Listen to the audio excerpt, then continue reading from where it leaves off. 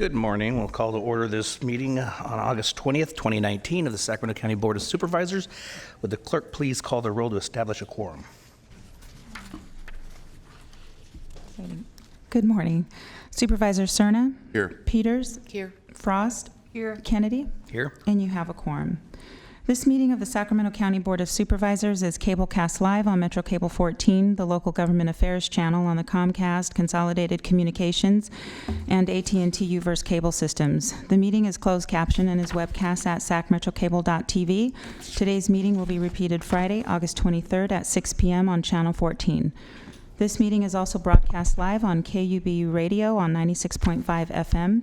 A DVD copy is available for checkout from any local library branch. Members of the audience wishing to address the board may fill out a speaker slip and hand it to staff. When the chair calls your name, please come to the podium and please silence your electronic devices. Thank you. And would you please join me in the Pledge of Allegiance? I pledge allegiance to the flag of the United States of America and to the republic for which it stands, one nation under God, indivisible, with liberty and justice for all.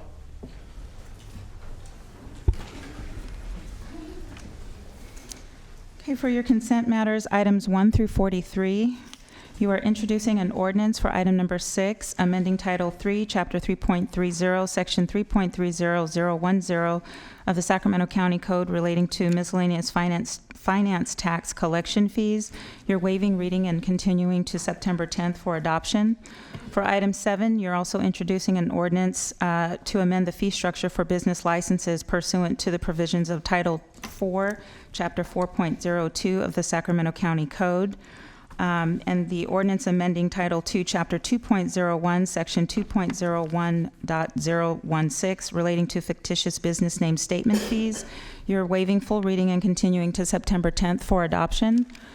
Item 33, you're adopting an ordinance amending certain sections of Chapter 16.81, Title 16 of the Sacramento County Code relating to the North Vineyard Station Specific Plan Development Impact Fee Program 2019 update.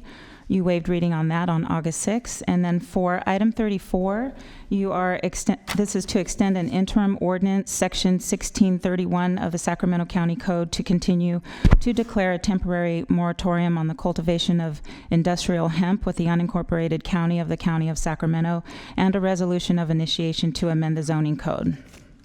Those are my notes for Thank you very much. I'd like to add that we will be holding 29 and 35 over until Supervisor Natoli has an opportunity to join us, and we'll hear those as time permits. I also have speaker slips on item number 10, so we'll take those speakers now. If you'd read that into the record, please. Item 10 is the Rio Casumnes Correctional Center Fire Alarm System Upgrade Phase 2 project. Bids to be received on October 3rd, 2019. And first we have Liz Blum. Liz, are you here? Okay. Mackenzie Wilson. Okay, they're at the fire drill. Is there any other items that anybody would like off? Yes. Yeah, I want to let the record reflect that I'm recusing on item number 31 to potential conflict of interest. Any others? I have no other speaker slips, so therefore, is there a motion on the remainder of the consent calendar? We have a motion. The chair will second. Please vote. Ms. Peters? I'm trying. Oh.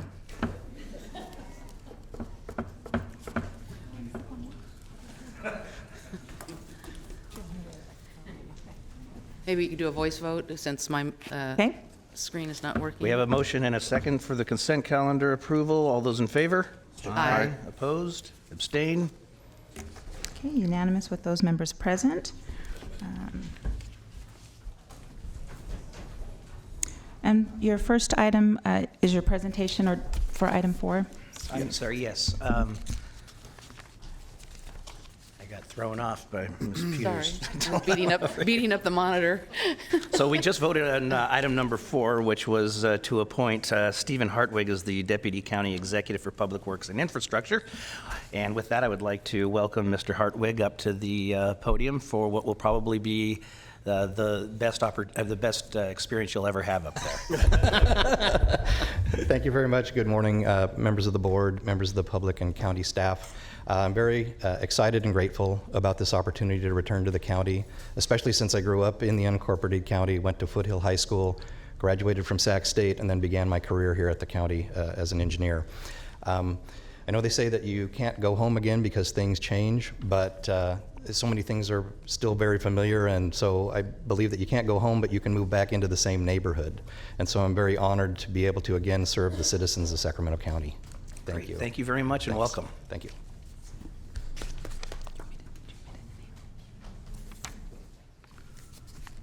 Next item. Item 44 is the presentation of resolution honoring Patty Kleinknecht on the occasion of her retirement from the River District Property and Business Improvement District.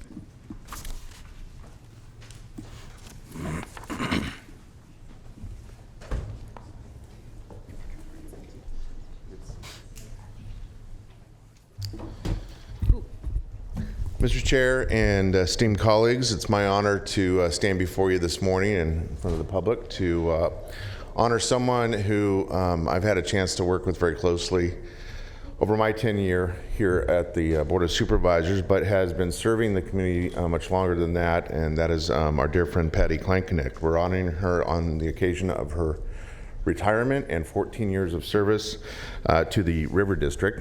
And as many of you can attest, we cherish our PBIDs here in Sacramento County. We work very closely with our business improvement districts on a daily, if not hourly basis to ensure that the quality of life for residents and certainly the business environment for members of our business community can thrive in various commercial corridors. But I would suggest that there's more to it than that. I think there's also a very strong sense of personal investment that people like Patty put into her job. And I can tell you from my experience, again, working very closely with Patty over the years, very difficult subjects such as how best to grapple with homelessness and to be compassionate but simultaneously ensure that the impacts associated with homelessness aren't adversely affecting our business districts. She's done a wonderful job in that respect, and I know it's been frustrating at times, but I've considered her just a terrific partner, and I know that my friends on the Sacramento City Council can say the same for that partnership they've enjoyed with Patty over the years. So I'm not going to read all the whereases in the resolution, but I did want to make sure that I think we should very appropriately honor her service here to Sacramento County and to the River District. Patty, thank you so much for your service. I'm gonna miss you. I know you're gonna stay with us in spirit, and I can only hope that whoever succeeds you in the capacity of Executive Director for the River District does half a good job as you have over the last 14 years. Thank you.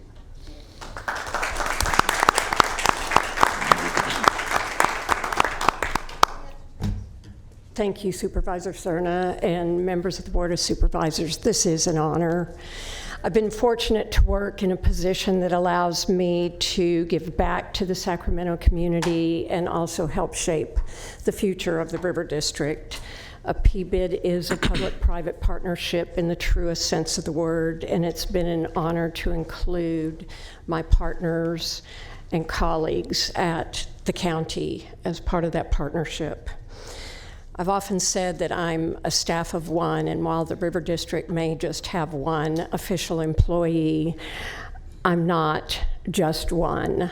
I've counted hundreds and hundreds of people and individuals with the county, with the city, with other organizations and businesses and my board of directors that have helped me along the way. And I feel like I'm leaving the River District in a good place. There's a number of projects that are underway and in the planning. The transformation is underway. The area, which was once a very low-density, large warehouse property area, needs to be reimagined, and I challenge each of you to share this vision. Yes, you said I'd be with you in spirit. I will haunt you. Yes, this is a central city community that should be a residential mixed-use area with jobs and residences and living options. And I think in the next 5 years, it's going to change dramatically. I look forward to seeing that, and I'll be back.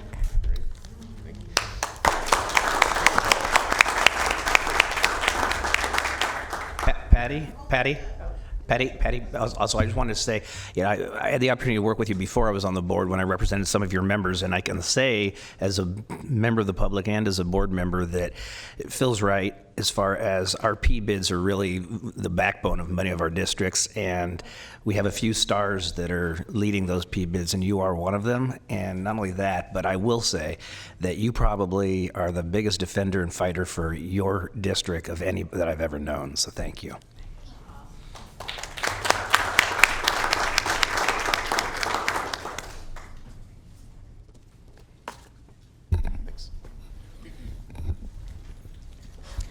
Item 45 is the presentation of resolution proclaiming September 2019 as the Alcohol and Drug Recovery Month. Okay, I'm going to take a moment to take something out of order because I have been given the green light from Mr. Natoli that we can go ahead and take up item 29 and 35.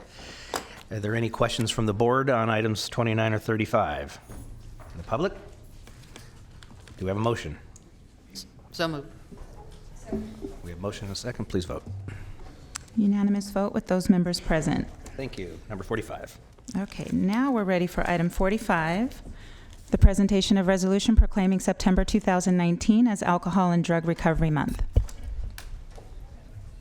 Good morning, Supervisors. Ryan Quist, Deputy Director for Health Services over Behavioral Health.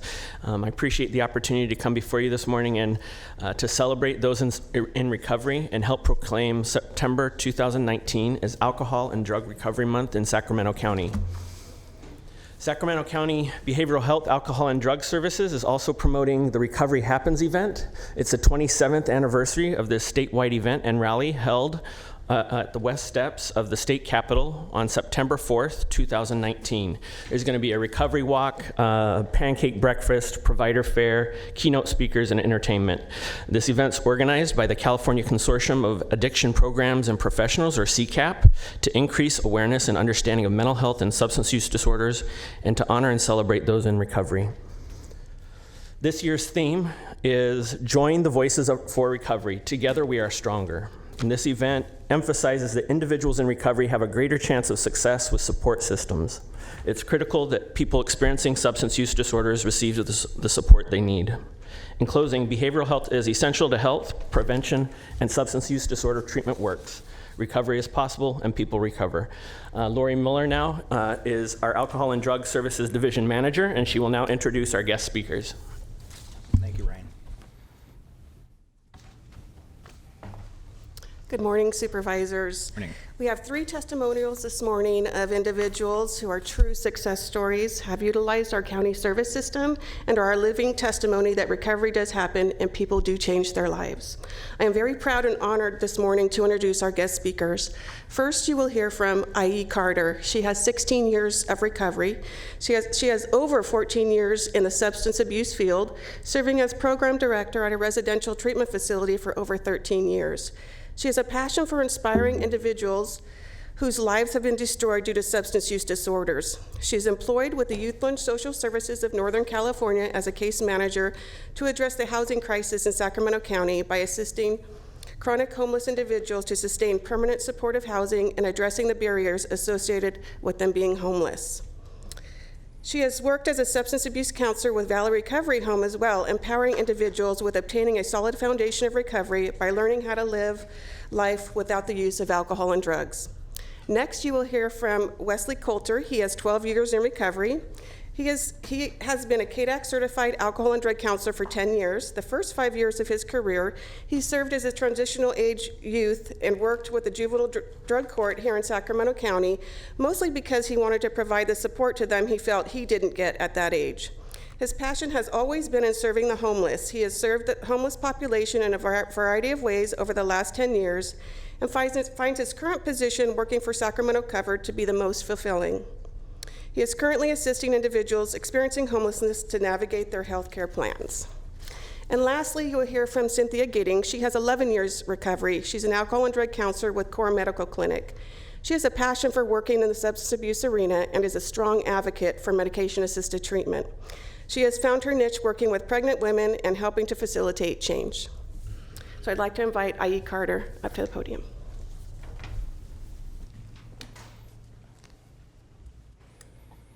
Welcome. Thank you so much. It is such an honor to be able to speak. I'm very short, so I'm going to pull this down. It's an honor to be able to speak before you today. As prior introduced, my name is I.E. Carter, and today I want to share with you a story about a young girl who was introduced to crack cocaine at the age of 19, shortly after losing her mother to alcoholism when she was 16. Over the course of 34 years, she struggled with her addiction. When she would skip school, when she was initially introduced to substance use, she started drinking and smoking weed during high school. She would skip school to avoid her life's problems at home. She wanted to feel like she belonged. After her introduction to crack cocaine, she became numb to what was going on around her. She placed her drug use above everything, including her infant son. Crack cocaine introduced her to criminal activity, which included prostitution, receiving stolen property, petty theft, DUIs, and a CPS case. As her life spiraled out of control, she became homeless, resulting in brutal beatings and sexual assaults. She came to the conclusion that if something didn't change, she would be dead within a year. In January of 2003, she walked into the system of care on Broadway, feeling hopeless and in despair. She was placed on a wait list and was required to check in daily to the program that was chosen for her. Her day would finally come on April 18th, 2003. She arrived physically, mentally, and emotionally broken. This was her last hope. Each of the 90 days she spent in treatment, she began to build confidence, strength, and most importantly, a desire to live again. If it had not been for treatment, she would be dead. She was able to build a solid foundation of recovery, and 16 years later, that woman stands before you now as a certified drug and alcohol counselor, a DUI instructor, a homeowner with a credit score of 750, and a certificate of rehabilitation from the state of California. But my biggest success has been inspiring others who struggle with the disease of addiction.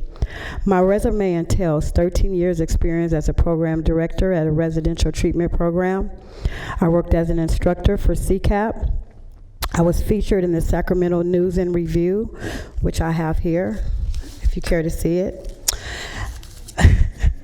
I also was in a newsletter for Kaiser, because I quit smoking in 2015. Since 2003, my life has changed drastically. I am not the same woman that entered into treatment 16 years ago. Recovery has provided me with an opportunity to become the woman I've always envisioned. Recovery has allowed me to evolve by maintaining a spiritual balance. It would not be possible if it wasn't for God, the system of care, and an opportunity for treatment. I wanted to take this opportunity just to thank you for allowing me to share a piece of my story with you.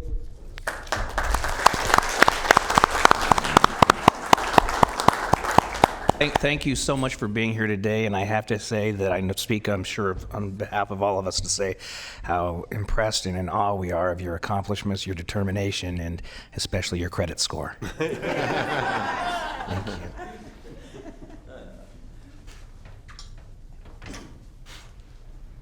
Good morning, and thanks for having us. I don't need the microphone. Are you sure? Oh, I'm positive.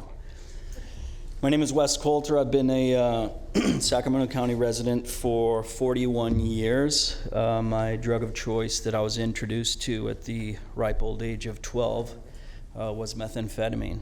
I was a runaway in the streets at the age of 12, and I found myself in a drug house Easter vacation of 7th grade, and the responsible adults in that house who had very little food, had a dozen of eggs and 1 bag of potatoes. In their minds, it was a good idea to feed the smaller kids, which were about 5 and 6, those eggs and potatoes over that week, and the 3 older kids, which was myself, another 12-year-old, and another 13-year-old, they put the methamphetamine pipe to our mouths, lit it up, and told us to inhale. And that was my introduction to drugs. I can tell you that I was hooked from that point on. I had some childhood trauma that had happened to me prior to that, so I was kind of groomed for the alcohol and drugs. And I turned 18 on home arrest, 19 in the county jail, 20, 21, 22, 23, 24 in prison, 25 chronically homeless and free on the street, 26, 27, and 28 in prison as well. And that was the point where I started to really think about and examine why I used alcohol and drugs in the first place, and that's what I determined. Cannabis isn't a gateway drug. Alcohol isn't a gateway drug. Nicotine isn't a gateway drug, and caffeine isn't a gateway drug. Trauma is the gateway. Childhood abuse is the gateway. Molestation is the gateway. Neglect, it is the gateway. Drug abuse, violent behavior, hypersexuality, and self-harm are often symptoms, but not the cause of much bigger issues. And it almost always stems from a childhood filled with trauma, absent parents, and an abusive family. But most people are too busy laughing at the homeless and drug addicts to realize that your own children could be in their shoes in 15 years. Sorry that I'm shaking. No, you're doing great. Thank you. I was released from prison for the last time on April 30th in 2007. My sobriety date is February 5th, 2007. And I really just want to stand before you today and make an amends to Sacramento County for all the harm that I did in my addiction, but also thank you for the variety of services that the City of Sacramento and the County of Sacramento offer. For me, it took every single piece. They talk about it takes a village to raise a child. Well, for me, it took every aspect. It took the Superior Court, it took the county jail, it took probation, it took state incarceration, it took parole, it took the county AOD services, system of care, outpatient, residential, aftercare, behavioral health services.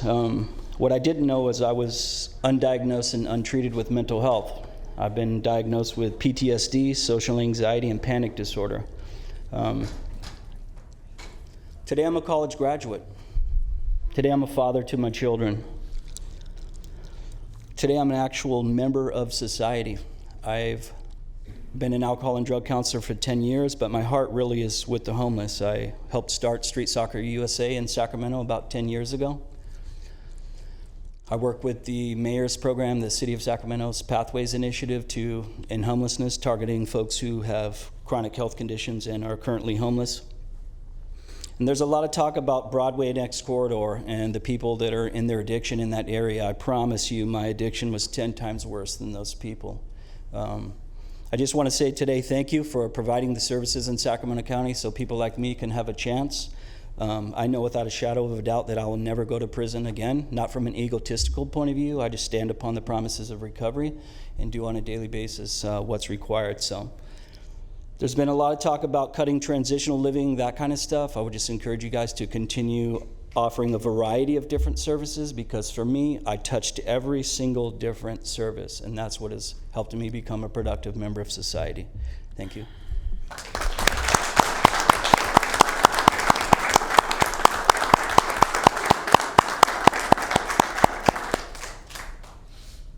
Good morning. My name is Cindy Giddings, and I'm a grateful recovering alcoholic and addict.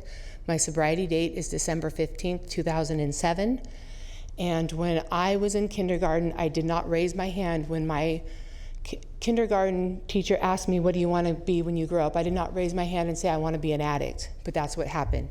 I would like to say I could blame it on a dysfunctional family or not being loved, but that's not the truth. The truth is I had 2 families that loved me dearly. There was something wrong with me inside.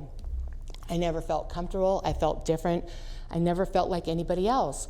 And I tried alcohol, and alcohol turned me into Barbie. It made me feel wonderful, and all that, all that self-consciousness, the gap between my teeth, my weight, my whole entire life, I was told, Cindy, you should lose weight now. It's harder to lose weight when you become an adult. So I grew up at the age of 3 and on thinking I'm fat, and I'm not like everybody else.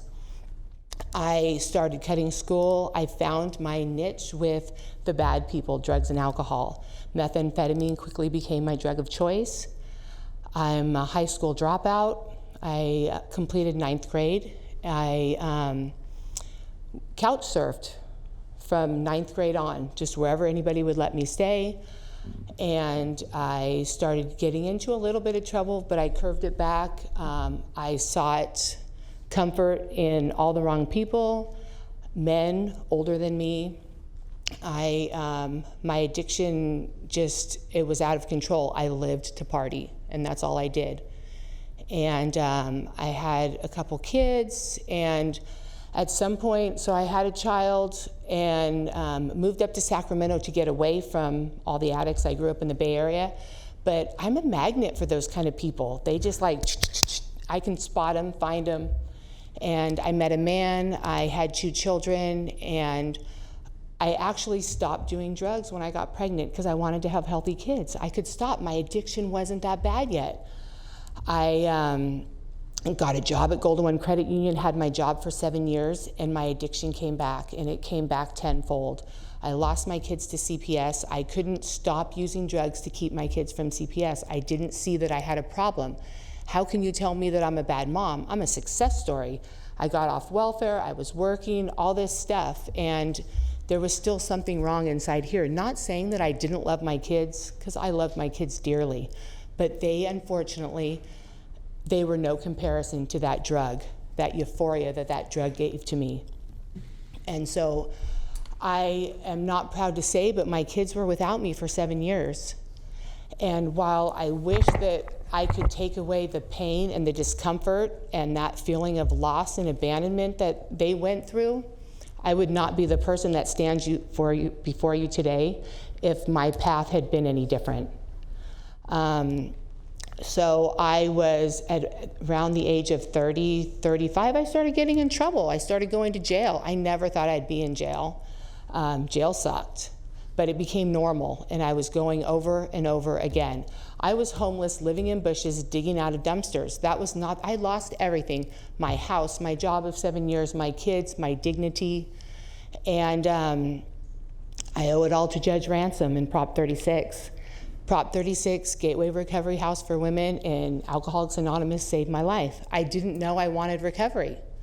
Every time I went to jail, I prayed to the God I didn't believe in, just help me stay sober. And I had every intent to not use when I got out of jail. But the second I got out of jail, that was the first thing I did. So finally, I was looking at prison. I was offered Prop 36. I was told there was I remember going to the probation department on East Street. And for the first time in my life, I was honest.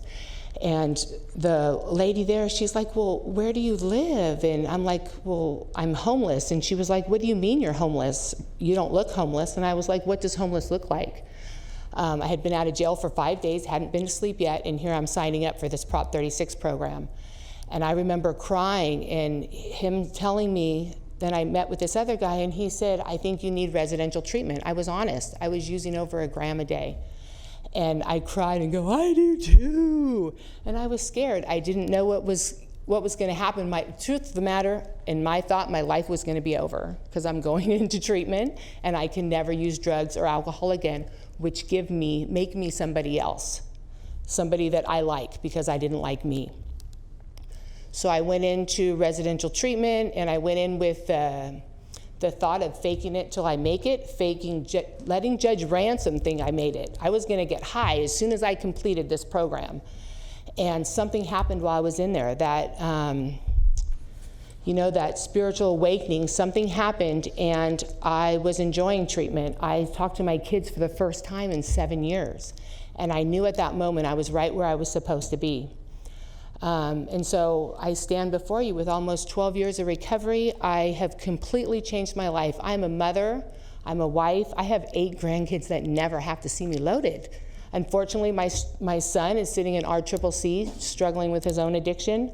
But I'm there for him when he's ready, and I can't be his recovery. I decided to go back to school, and for the last 10 years, from 2008 to 2018, I worked all the way up to my master's degree in social work, and that is a huge accomplishment for me. And most recently, I've decided to go for my LCSW, so when I finish here, I'll go across the street and pick up my certified court documents from all my arrests and get 2 character references and send my application in. I work for Core Medical Clinic. We just opened a new location in West Sacramento. I'm an advocate for medically assisted treatment, and I'm also a part-time clinical supervisor for Sacramento Recovery House. And I have a passion for working with people. Sacramento has some great services, but there's not enough. Wes talked about transitional housing. We get these people and they come through treatment and then they have no place to go, and we're gonna put them back on the streets. And that's what we really need. We need more programs for drug and alcohol services. My name is Cindy, thank you.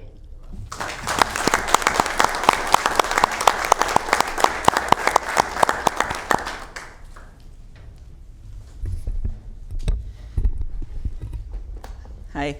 Good morning, chairs, supervisors. My name is Sherry Daly. I'm with the California Consortium of Addiction Programs and Professionals. We represent over 20,000 addiction-focused professionals in the state, over 500 organizations and sober livings in the state, and our national affiliate of Faces and Voices of Recovery. We're here today to accept the award, which will be proudly displayed at our Recovery Happens event on September 4th. And I just want to say the reason we're talking about recovery is because people believe that when a person goes away to treatment for 30 days or receives some medication to an antagonist against the drug that they are using, the public thinks that they're cured. They're ready to go back into society. But what we really need is people within the society to accept people in recovery. And I'll say this twice. The opposite of addiction is not sobriety, it's connection. And recovery is all about connection. It's about when you drive by and you see homeless people and you pride yourself because you don't yell, "Get a job." It's more than that. It's when you're an employer and you see somebody with a spotty record and you think, that person might be a drug addict. And you still hire them because you're willing to give them a second chance. It's about your sister-in-law who gets out of treatment and tries to reunify with her family. Do you invite her over once a week to support her parenting and help her? Or do you secretly talk to your brother and wish for a divorce? So those are the types of personal choices that we make. And that's why this resolution that you're presenting today is so important, because it recognizes that recovery is what is the long-term solution to so many problems in our county. Thank you.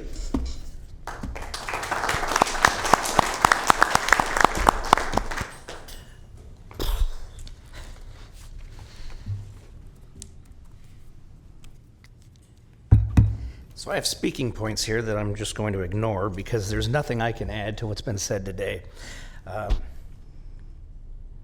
So I just want to say on behalf of the County of Sacramento, thank you to CCAP.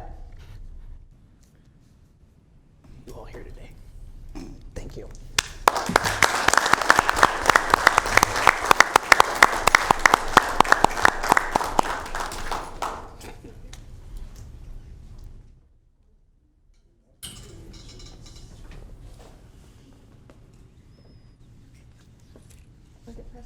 Yes.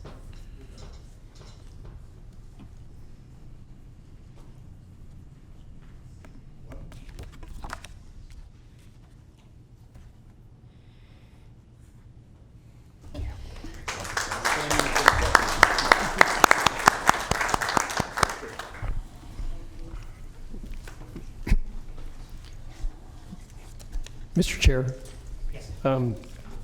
if I could just offer a comment, and certainly I think your comments, as brief as they were, I think certainly, no, I think again, I think it bundled up some emotions, and I certainly, as I was sitting in traffic being frustrated this morning, it all pales by comparison when I heard Cindy and Sherry speak. And I think that what I would just like to offer, obviously it was embodied in the resolution, but not only to compliment the good work and I think the very important work that helps save people's lives and to provide them with the foundation. I think Sherry talked about it, but Cindy's story and the others that I wasn't here for, very powerful.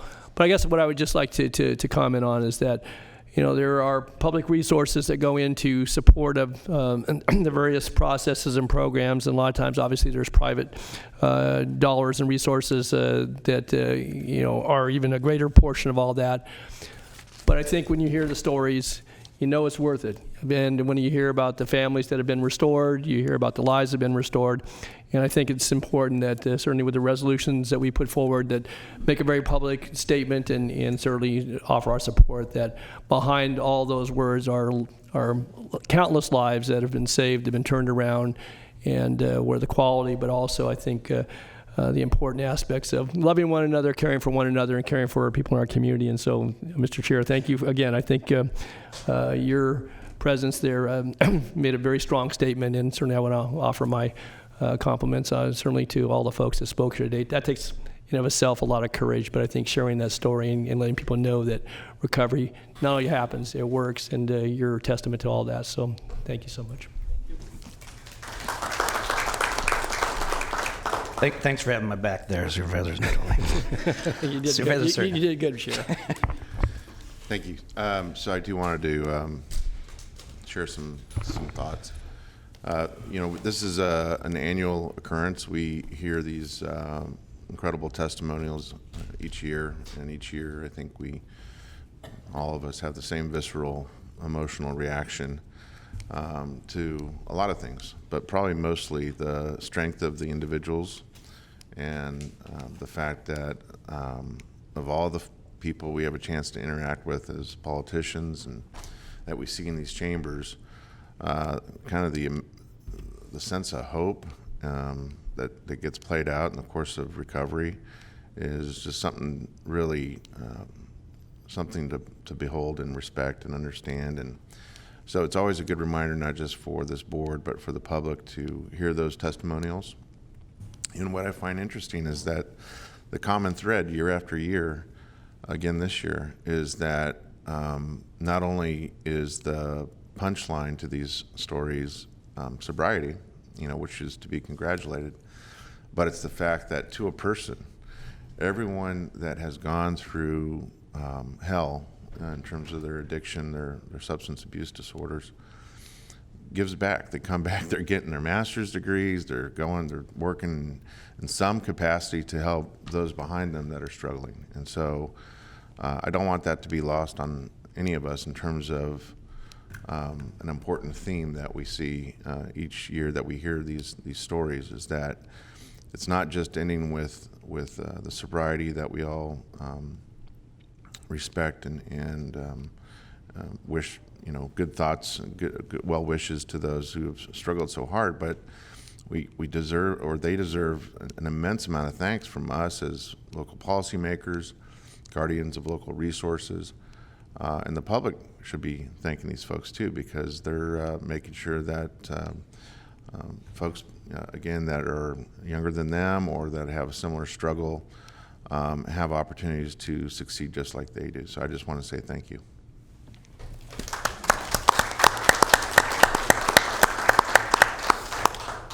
Thank you all for being here today. Thank you. Okay, next item. Item 46 is the presentation of Broadway Sacramento's Community Night benefiting nonprofit organizations in the Sacramento region. Mr. Butler. Thank you for being here. Thank you, Chair Kennedy, members of the board. It's nice to see all of you again. My name is Dave Butler, and I'm here this morning as a member of the Board of Directors of Broadway Sacramento, which each year produces Broadway at Music Circus and the Broadway series at the Sacramento Community Center. And I'm joined this year at Memorial Auditorium, by the way.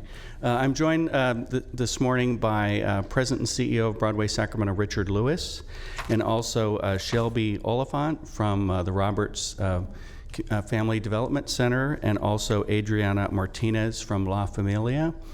So we have a little tag team presentation for you. I was drawn to serve on the board of Broadway Sacramento for a couple of reasons. One, as a Sacramentan, have always valued the contributions that Music Circus provides to our community as a cultural institution. But also, as a board member, I'm beginning to learn more and more about the contributions that Broadway Sacramento as a nonprofit makes to our community, exposing the arts and performing arts and musical theater, America's true original art form, to many families and children and community members who've never experienced it before. And so with that, I'd like to introduce Richard Lewis, President CEO of Broadway Sacramento, who has a very brief PowerPoint presentation to tell you a little bit about Broadway Sacramento's offerings, especially those in the community. Thank you. Good morning, ladies and gentlemen of the County Board of Supervisors and county staff. My name is Richard Lewis. I am President and CEO of Broadway Sacramento, Broadway on Tour, and Broadway at Music Take a moment now to look. Oh, wrong speech. It's doing pretty good there, Richard. Yeah. Keep going. Got a future in radio. Autopilot. Yeah. Okay. Uh-oh, my kids aren't here. Okay, push the other one. There we go. As you can see from the bullet points there, we are the oldest professional arts organization in Sacramento, performing arts. In 1951, my father, Russell Lewis, and his partner, Howard Young, having had a recent unfortunate experience on Broadway as producers, decided to try something new and different, which was called a tune tent. And they thought that the San Fernando Valley was a terrific place to start that project. Eleanor McClatchy convinced them that Sacramento would actually turn out to be a better idea. And so 1951 was the first Music Circus. As it happened, my father cast the woman who became my mother as part of that first season. My first time on stage was in 1952 as a fetus. We are dedicated to the preservation and expansion. I recognized you. So Music Circus, you should know, in particular, we produce Music Circus from the ground up. Broadway on Tour, those are touring companies. They show up in anywhere from 6 to 20 trucks. We write a large check, and then they leave town. What we did with Shrek existed for 8 performances only, plus the one dress rehearsal that we're focused on, which is our community night. And then that's it. The cast went elsewhere. So that's the big difference between what we do with Broadway on Tour as opposed to Broadway at Music Circus. Because we're in control of all the aspects of Broadway at Music Circus, we're able to do a lot more outreach and education events. Push the button. So you can see we have Arts Alive. We have our assisted arts programs. We're doing we've been doing sign language since the 80s, but we have expanded to include open caption and also now audio described performances. We do workshops for folks in the community. If we can work with them and get them to understand what it means to audition at a professional level, it will increase our ability to include more local people in our shows.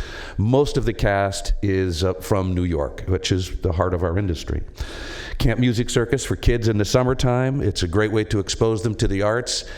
And then we also have our Broadway at Music Circus Community Night, which is, again, the night that we're focused on. You can see we have internship programs, master classes. We do a lot. I'm reminded. Okay, so thanks to our board of directors, we created, actually a couple of years back, we called it Be Our Guest. The first show was Beauty and the Beast. And since that was such a success with the community, we decided to expand that. So we refer to it now as Community Night. Excuse me. And Josh Hart on our board of directors is chair of the Community Night Committee and did a terrific job helping us organize and get the tickets distributed. You can see it is an opportunity for folks that would not get to the theater to experience live theater.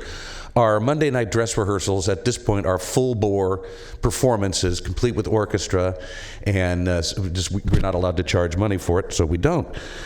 For the folks that came, that we invited, the different groups that we invited, it was about 19 area organizations. We gave away about 2,000 seats. Our facility seats about 2,200 people. But in addition to the items, the popcorn, and yes, we did the family-friendly show, but we also created a study guide, which you have copies of available to you.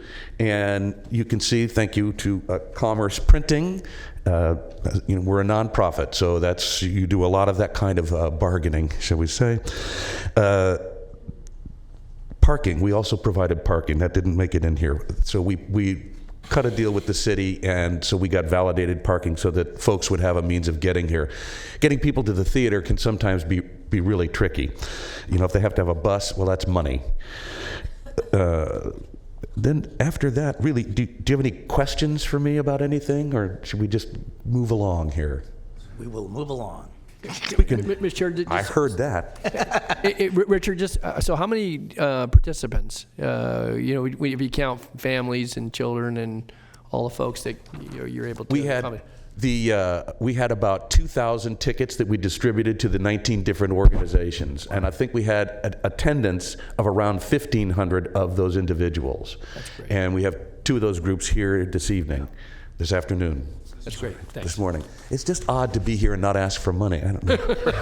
Supervisor Frost. Hi, Richard. I just wanted to ask we do have some local small theaters and a lot of community members that love acting. So where would they go to learn more about auditioning? They go to BroadwaySacramento.com, and we audition. Well, we audition extensively in New York City. We also audition a little bit in Los Angeles, and then we audition here in Sacramento. And prior to the auditions in Sacramento is when we launched the workshops. Everything's at BroadwaySacramento.com. Okay. The next season will be announced, I think, in early November, and after that, casting information will appear on the website. Thank you. Okay, good. Thank you. Good morning, supervisors. Morning. My name is Adriana Martinez, and I'm a family advocate at La Familia's Mental Health Department. La Familia Counseling Center is a nonprofit organization that's been around for about 45 years. We're located in District 2 in the South Sacramento area. We provide mental health services for families, and those services are provided through home visitations, school visitations, and other locations as requested by our families. We also have a career center, Birth and Beyond, and other enrichment programs like karate and ongoing community events throughout the year. Most of the families that we chose to participate in the community night come from single-parent homes, and I would like to read some of their quotes. Okay. I told my daughters it was a surprise, and when they realized that it was the Shrek the Musical, they got very happy. It was our first time going to a musical, and we really enjoyed it. Thank you for the tickets. My daughter was very excited and happy to have had the experience. She said her favorite thing about going to the show was having the time to spend with her mother. She said she was so excited and happy, even after the show when she got home. She said that the show put her in such a good mood that she did everything that my mom told me to do, even my chores. Mom also expressed how it was a great time with her daughter and that the show was a very beautiful experience. It was a lot of fun. My daughter had a good time and was able to laugh a lot. I was really happy that her and I got some bonding time. I rarely take my kids to events like this. It was my kids' first time attending a musical. They had a great time. We laughed so much. It was my son's birthday the following day, and it was the perfect event to celebrate his birthday. He really loved it. Thank you for thinking of us. So everyone had a wonderful time, and it really gave them the opportunity to bond as a family. So thank you, Supervisor Kennedy, for nominating La Familia to participate in Community Night. Just to correct you, La Familia is located in District 1. District 1, sorry. Well, Maple's in Maple, we have 2 locations.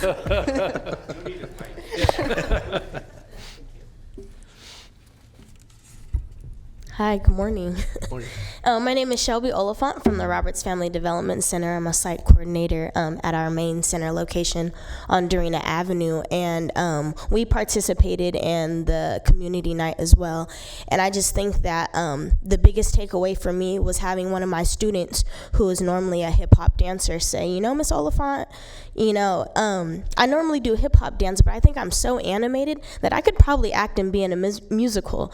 And so just hearing that alone was just kind of like, wow, you know, the opportunities that sometimes we don't always necessarily get to provide our students, to have something like this come into their lives and really have them kind of think differently about the different ways that they might want to express themselves is amazing. And so I really appreciate this opportunity to be able to take my students. You know, they had a lot of fun. Most of them were really excited about popcorn. I don't know, I guess that's a big thing with elementary school students. So they were really excited, and it was just something that I also enjoyed myself. Being in, seeing a story that I literally watched growing up come to life was amazing. So really appreciate the opportunity. Great. So just to amplify some of the comments that Shelby and Adriana made, one of our objectives as a board of directors is to increase the exposure of Broadway Sacramento to business and civic groups throughout the region.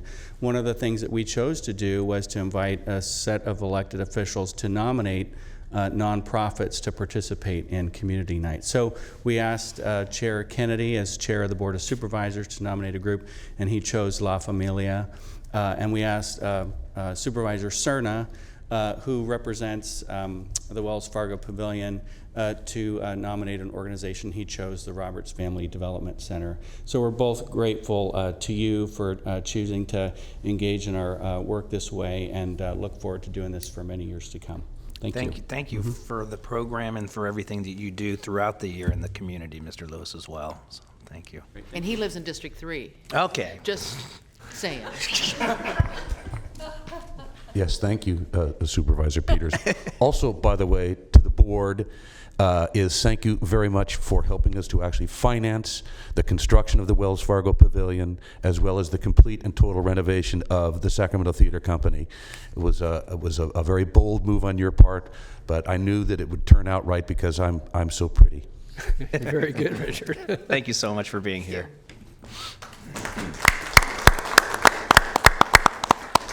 And you might just find Shrek wandering countryside out in District 5 somewhere. So. Item 47 is the Child Protective Services Oversight Committee's 2018 Annual Report.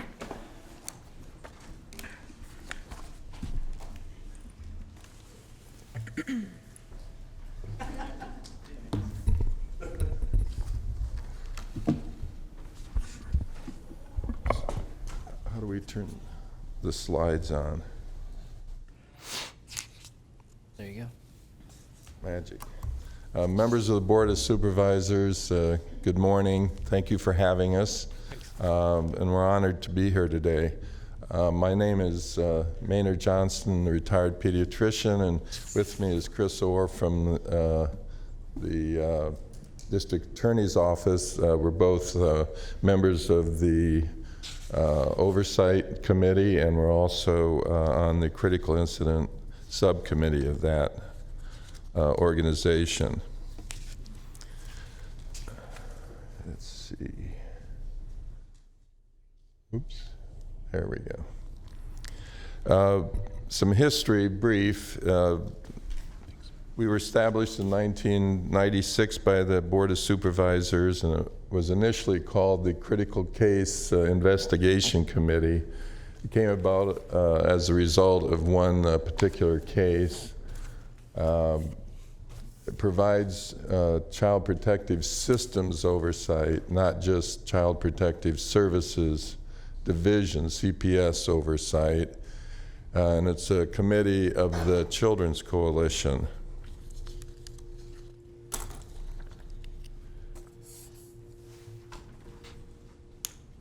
Today we will discuss the Oversight Committee's 2018 annual report.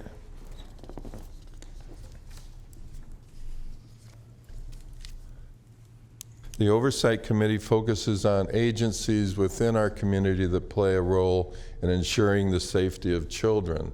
It's a multi-agency collaboration is an essential component of child protection in order to form a stronger safety net for vulnerable children. This year's report continues this focus. In an effort to help increase collaboration between systems serving children and to become more familiar with the services available, the Oversight Committee invites to its meetings community agencies charged with ensuring child safety or providing resources or services that contribute to improving the health and well-being of children and families in the community. In 2018, we began inviting local law enforcement agencies to share how they respond to reports of suspected child abuse and their average case levels in specific types of child abuse cases, and engage in conversation with the committee about suspected child abuse reporting in general and opportunities for collaboration. We hope these conversations will contribute to building a stronger safety net for children in Sacramento. In a moment, Mr. Orr will discuss what we have observed through our reviews of CPS critical incidents. This year's report shows that things appear to be improving as there is less to discuss than in previous years. However, more data and observations and future reports will determine if this is a continuing trend.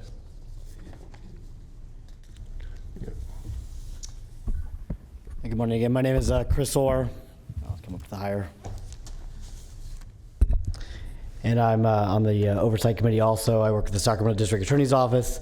We'll be discussing now the Critical Incident Subcommittee report. The Critical Incident Subcommittee is comprised of community stakeholders, professionals in the field, and family services in the areas of family services and child protection. Over a span of roughly 2 years, we reviewed 5 cases that occurred in Sacramento County wherein maltreatment, child fatality, or near fatality were directly related to child abuse or neglect, and the family had a CPS history. The purpose of these reviews is to identify cross-systems issues to improve outcomes for children, which Child Protective System partners may learn to improve practices and avoid repeat mistakes of the past. The following observations were made by the committee in the review of these 5 cases. These observations were similar to what we've observed in prior years. We do believe there has been a little bit of a decrease, but again, as Dr. Johnston indicated, we're not sure if that's a 1-year blip or a trend downward. So when we look at talking point number, at the initial area there, number 1, lack of critical thinking.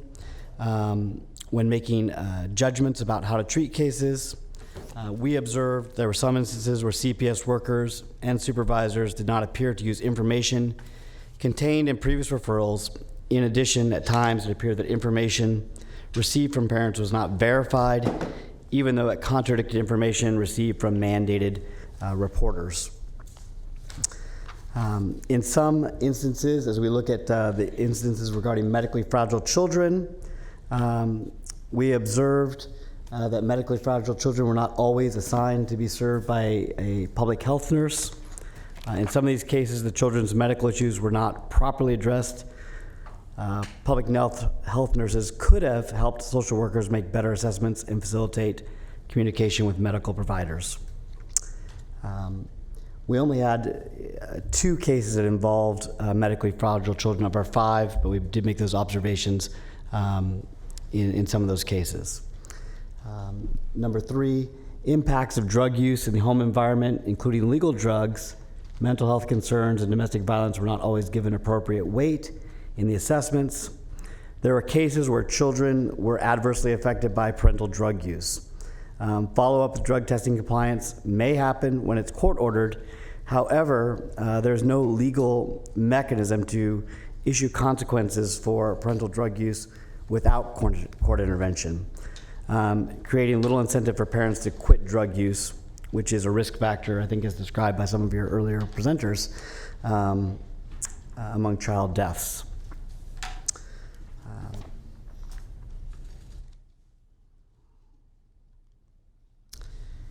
Lack of adequate safety plans. This is something we've seen in the past, and we saw again in our 5 cases that we reviewed. The committee saw cases where safety plans were assigned actions or activities to family members who were not appropriate to handle such responsibilities. This is something we've seen in the past. We are again seeing hopefully a trend going down, but it is something that we think that the CPS does need to continue to work on. Lack of follow-up to verify whether or not parents have completed the recommended trainings or to take advantage of offered referral services. Families are referred to new services, do not always receive what's a warm handoff, or there's no follow-up to ensure that they actually were connected to their services. For example, mental health services, drug and alcohol services, or domestic violence services, which would support the welfare and safety of the children in their home. These situations occur where CPS isn't necessarily going to open a case. They refer someone to a service, and they have to close their case, their referral, within their 30 days, and we're unsure if the parents go and make use of that service. And so there's been a referral, but I think they're trying to struggle for a warm handoff where they actually make sure that the person is connected with that service, and then there's some follow-up with that service to make sure that the parents are actually going to it. Even if they can't legally hold them to it, it should send a red flag back up if they were referred to a service, they didn't go to that service, so that CPS can now re-look into that family's life. Lack of follow-up to, for 10-day responses, face-to-face contacts did not always occur within this time frame. Since the committee saw this in some of the cases we reviewed, we suggested that CPS conduct an analysis to determine how many 10-day response investigations currently have a face-to-face communication within 10 days and what barriers might be impeding that. In closing, as it relates to the critical incident subcommittee report, we recognize and appreciate the work of the CPS social workers do, and that human error can and will always be present. We do believe that CPS is an organization that over time has been working to improve and strive and become a learning organization. They've been very helpful as it relates to our subcommittee in providing information, sending someone there to fill us in on what's going on.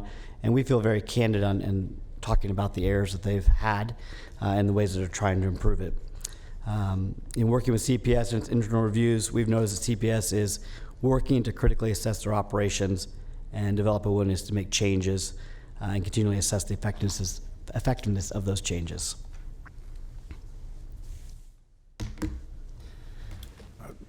Supervisor Natoli. Yeah, I didn't want to interrupt the flow of your presentation, but just so the 5 cases you reviewed obviously then tie directly to some of your assessment and obviously the findings and recommendations. The 5 cases, though, none of those resulted in a child death? Some of those were child deaths. They were child deaths. Some of them were. I don't have the exact number of that. I could get that for you, but. Okay.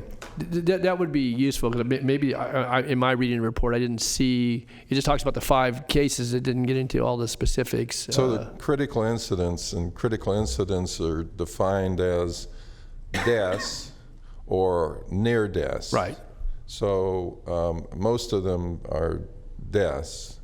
But there are some that are near deaths, wind up in the ICU, have severe injuries, etc.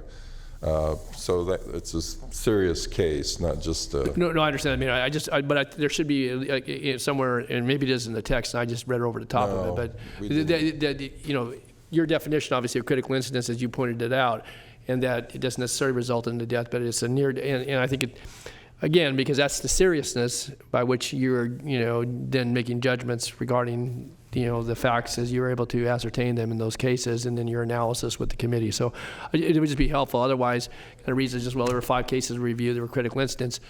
No, these were young children, infants that perished in some cases, and some nearly, and this is why we're, doing this assessment, to your point about the history. And so I would hope that our report doesn't get so dry that doesn't actually take in because you are looking at the human factor, and then looking for improvement and working with those who are, the guardians and the interveners in these situations. So I would just, again, maybe that's just a friendly suggestion for, as you characterize this in future reports, that without breaching any confidentiality. I get all that. You don't want to get, but I think the cases, and at least maybe just a very small snippet about what those cases involve. Sure. Okay. Thank you. Yeah, well thanks, noted. Mayor. Thanks, Mayor. As a result of the observations documented in this report, the Oversight Committee recommends the following. Continue to ensure that CPS social workers receive ongoing critical thinking training and supervisor coaching to ensure the information gained, especially from case discussion trainings, is applied in their investigations of child abuse, neglect, and or deaths of children. Continue to ensure that all social workers are adequately trained to assess the impact of parental drug use, including marijuana and other legal drugs, on children in the home, and that supervisors provide coaching to ensure that drug use in the home environment is given appropriate weight in the safety plans.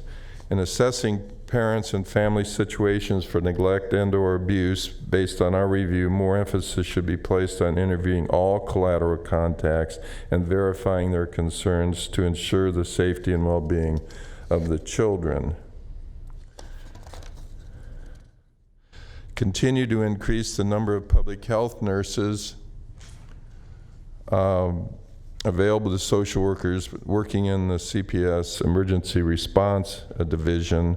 Strengthen the partnership between CPS social workers and public health nurses to ensure all identified medically fragile children receive a holistic evaluation.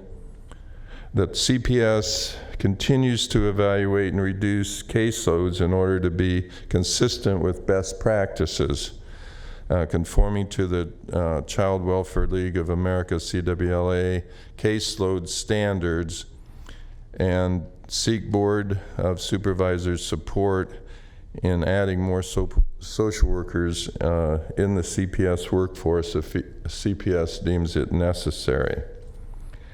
The average assignment of new investigations to emergency response social workers is 13 to 16 per month, and go into more detail in Appendix A on page 14. This is in addition to cases still open from previous months for investigations, engagements with family, or referral for services.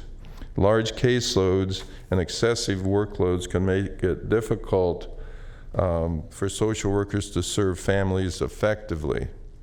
Administrative requirements for each case are on the increase. The complex cases require intensive interventions, which further add to the caseload workloads. Manageable caseloads and workloads can make a real difference in a worker's ability to engage families, deliver quality services, stay with the agency, and ultimately achieve positive outcomes for children and families. We, through the county, Sacramento County Board of Supervisors, have worked hard over the years to increase support for CPS, which the committee feels has led to the positive outcomes that are alluded to here today. Hence, we are very concerned about the proposed cuts to the budget of Child Protective Services and the effects that these cuts may have on the lives of children here in Sacramento County. Okay, I'm going to interrupt you there for a moment. Supervisor Cerna. Thank you. If you can go back to the previous slide, please. So with regard to recommendation number 2, my question is, when does the responsibility to assess versus actually doing something, where's that threshold when it comes to understanding the level of drug and the type of drug abuse that might be occurring in a home? In other words, the operative verb here is to assess, but when does it become something more in terms of a meth pipe, laying out on the table, or, when it's something that's pretty serious, at least in my mind. I don't know, because I don't do this, but I'm asking you, what is the threshold? Well, I don't think I'd be qualified to answer that question because they have training, and you can, Michelle Cajeas is here today. We could maybe ask her that question. We'll have an opportunity. But we just got done hearing from people that became addicted to methamphetamine when they were 12 years old. Right. So I'd really like an answer. You might know the answer there. I'll chip in a little bit. So, in my view, the cases we see all have, not all have, a lot of these cases, not just this year, but over the multi-year span, drugs are an issue. And CPS is in a difficult spot. The spot's getting more difficult as time goes on when we legalize marijuana and they go into a home and there's marijuana in the home, there's grow rooms in the home, and there's a legal right for them to have those, yet how does that affect children? When there's parents that potentially have drug issues, does that mean the child should instantly be removed? Not necessarily, but it certainly should be a red flag factor that should be highlighted. So I think they're in a very difficult spot, but they have to make this determination. And I think the CPS Oversight Committee would probably like to lean more on the side of when you see drugs in the home, you see potential use, that maybe more guarded at removing those children. They obviously have that dual mandate of having to try to keep the children in the home with the parents, and can they get those parent services in order to keep the children and parent united. I think it's a very difficult balance, and hopefully Ms. Claes could talk about the training they do. No, I appreciate that, but I'm going to look for a more detailed explanation when and if Michelle comes to the microphone, because to me there's a huge difference between a joint laying out on the table and a meth pipe laying out on the table. So the idea is that just because marijuana and alcohol are legal doesn't mean that you just ignore it when you're making an evaluation. So in the past, it's been kind of, if a mother had one of those cards in the past when they used to get a card and it made it legal to have marijuana, it was tend to not take it as seriously as they should. But it just means that you just ask a couple extra questions instead of just ignoring it because they have marijuana. Because kids can get into marijuana and they can get into the butts of the marijuana cigarettes and so on and so forth. So it just means that if you come across it, that you ask some more questions and you just kind of keep your ears open. I get that. My inquiry really has to do with when does a CPS social worker that's doing a visit and they see something that is so acute in terms of someone's addiction to something that, quite frankly, is going to be much more impactful to the adverse consequence to the living condition for the child, namely something more than marijuana and alcohol. And I don't mean to minimize that. I get that. But there's a huge difference in my estimation between heroin and the harder drugs, psychedelics and especially methamphetamine, than there is the legal. Well, an example is maternal drug abuse. It's taken a lot more seriously when the drugs of abuse are cocaine or methamphetamine, much more acute than if they test positive for marijuana. So it's a significant event if a mother is positive for cocaine or methamphetamine during her pregnancy than if it's marijuana. Supervisor Natoli. Yeah, just to build on that, and I wanted to ask about the same reference here, but I was going back to the language that was in the report on page 7 of 18 that relates to number 2 here, and it says that bullet point, as you related earlier, impacts of drug abuse, mental health issues, and domestic violence on the child's safety, and these are in the cases you reviewed, were understated regarding their importance. And that really garnered my attention, and I think certainly Maynard and you, Chris, both kind of referred to it. We'll hear from Michelle. But then as I read, reading ahead to Michelle's presentation on behalf of the department, and I think certainly, bridging off of Supervisor Cerna's comments, that I think that, when the committee, you folks review to say that they're understated in these cases, or some, if not all, and then I see the response, which is, we're doing as much as the law allows and so forth. And recognizing it is a lot for a social worker or anybody else to shoulder. You're going to somebody's home and you're looking at the welfare of the child and the family situation and so forth. But if you could just maybe, when you say it's understated, kind of what does that mean? Because as I read back to the 2017 and 2018 reports of this board, this has been a common theme. It's certainly challenging our society, as referenced in comments and some of the presentations we had earlier today. But what exactly does understated mean? Does it mean so it wasn't taken into account as fully as there should have been? That there could have been a different outcome? Could the child maybe have lived? It leaves a lot to my imagination. I don't want to read into something that's not there. But okay, so we're just looking at these 5 particular cases, and in these cases, we found that the domestic violence, drugs and alcohol, and mental health issues were just not appreciated as significant factors as they are. And this was in these particular cases, not all of them, but most of them, I would say that was the case. So we've seen that thread of drug and alcohol, not following up on testing, not referring, not making sure they're sticking to a request that was made, and appreciating really how significant these issues are. There's been a huge improvement, and training's improved dramatically over the years, but it still rears its head here in these cases every now and then, and has done so for the last several years. And then I would just discuss the case yesterday, which these issues are there in this upcoming case that we're just reviewing actually yesterday.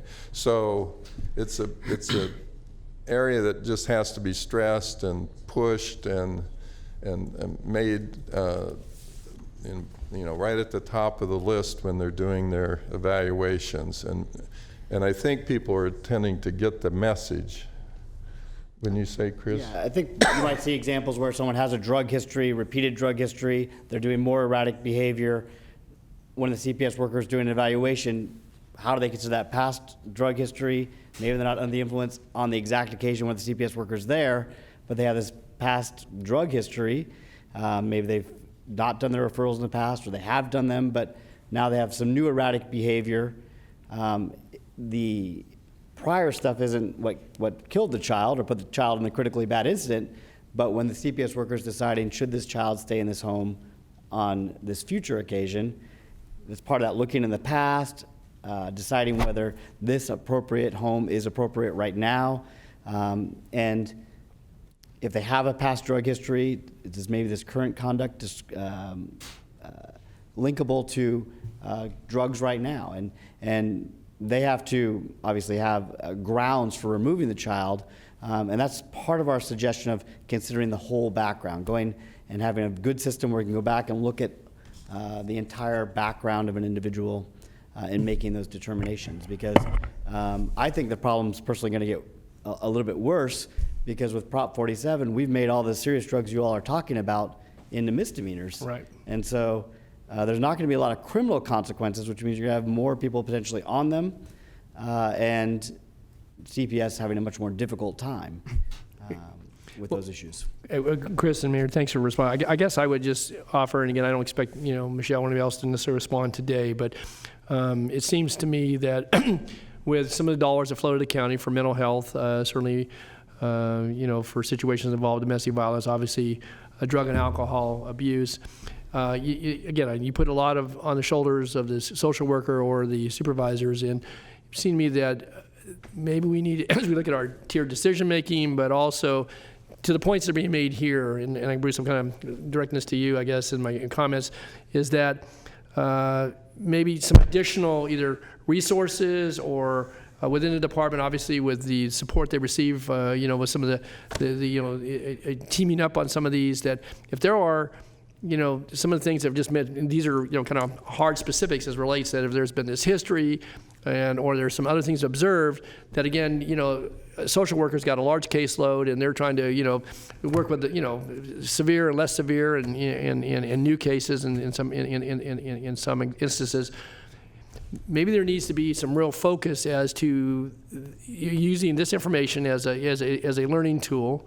Obviously, some tragic outcomes here, but to help us avoid. And I would tend to agree with what Chris just said. Is that I don't see this situation, not because we're not intervening and responding, but I don't see it getting any better anytime soon for some of the reasons he stated, and I think some other societal challenges that we face. So maybe there's a way to really focus in not just drugs and alcohol, but the mental health and domestic violence, because when we get the child death review team, we see the domestic violence, we see the alcohol, we see the drugs, and those are fatalities. And I think that maybe this is a clear signal, not only that there's a problem, we know about it, but then maybe how we can support the folks that are actually doing the work, and so the judgments maybe deal different. Maybe the child ends up being removed from the home in some cases where in the past, because there was Prop 47 or other things that may have gotten other triggers involved, we're no longer criminalizing a lot of those activities, and certainly with mental health and domestic violence obviously being criminal, but with mental health, we have some other resources available to us. I don't know, Bruce, if there's something that you might want to weigh in on, because obviously you have done a lot of work in this field over the years. Well, Supervisor, I would just say, and I want to give Michelle a chance to respond when it's her turn, but I can assure you that in the CPS world are fully recognize the growing issues related to drug abuse and how that affects their cases. And when Michelle gives her testimony, you'll hear how they prioritize that in their training and in the review of cases. And also I wanted to emphasize that we've established a very strong partnership between the work that CPS does and the work that we do with our behavioral health and our mental health services. Last week, for example, you saw a large presentation how we're utilizing MHSA dollars. But I also want to make the point that was made by one of our speakers earlier this morning, and that's the impact of trauma generally. And we're doing more work. We got a grant, as Supervisor Cerna knows, to develop some additional training for workers, not just in CPS, but throughout the county, recognizing the effects of trauma and building that into our treatment strategy. So all those things are very important, and I think Michelle will speak to that as well. Just one other comment, that the training is essential, but then the support behind the training, so that with large caseloads and or difficult cases or ones that have, maybe there's some intuitive, based upon some of the facts, that there is that level of additional support, not only for the referrals, but obviously the accountability, and to hopefully keep the child and the family as safe. And again, I'll certainly welcome hearing from Michelle, but I raise that because as we've talked about even in the most recent budget times, some of the constraints as it relates to our ability to provide adequate staffing in some of these cases, and that's referenced here too. But when I hear that there's this concern about understating it, and we look at cases where children died, then in my own mind I make that linkage in the sense that if we had more available, if we could have done more, not necessarily, I'm not shouldering this on social workers, but what could we have done to save a life that no longer, there's no heartbeat any longer. And so I say that because that to me still goes to the essence of why we do this on an annual basis, is to try to keep children safe and do our best to observe certainly not only the law, but also the realm of family units and all that goes with that. But the trauma, and again, I think that this report is important because it highlights what we're doing well,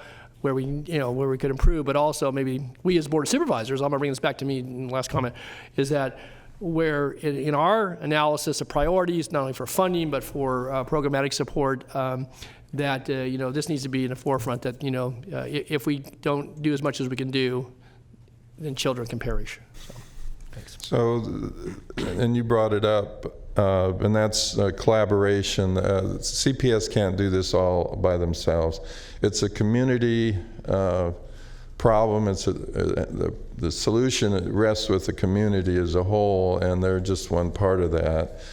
And then it was alluded to and stated, actually, the term ACEs, ACE, with an S, adverse childhood events, they've found, and it's relatively new in the last 10 to 20 years, about how an event that happens to a child adversely affects them for the rest of their lives. And so obesity is one sign of that.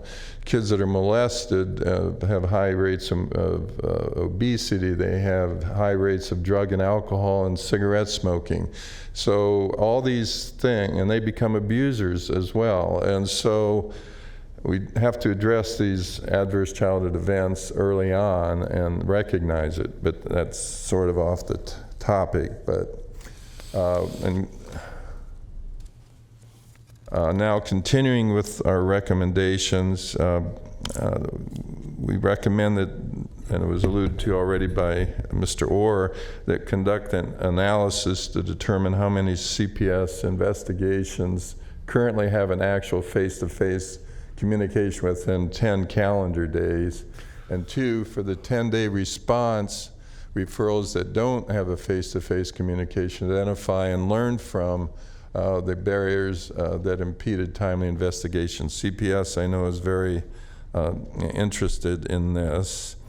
Continue to ensure that ER social workers verify parent participation with service providers before closing a referral, and increase collaboration between CPS and those community providers to improve the flow of information and better support families that have CPS involvement. In other words, doing warm handoffs. And I can tell you that over the last couple of years, this idea of warm handoffs has increased dramatically. And so there's actually, they're handing off to the people that they recommend that that person see.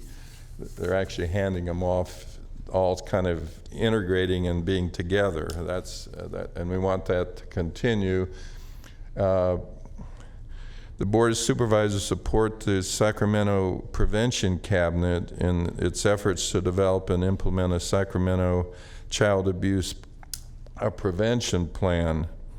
The details that the DCFAS and CAPC shared with the committee about the newly formed Sacramento Prevention Cabinet can be read in Appendix 8A, page 16, and Michelle Cajas will elaborate on this if need be. I think in her response, she alludes to that in a significant way.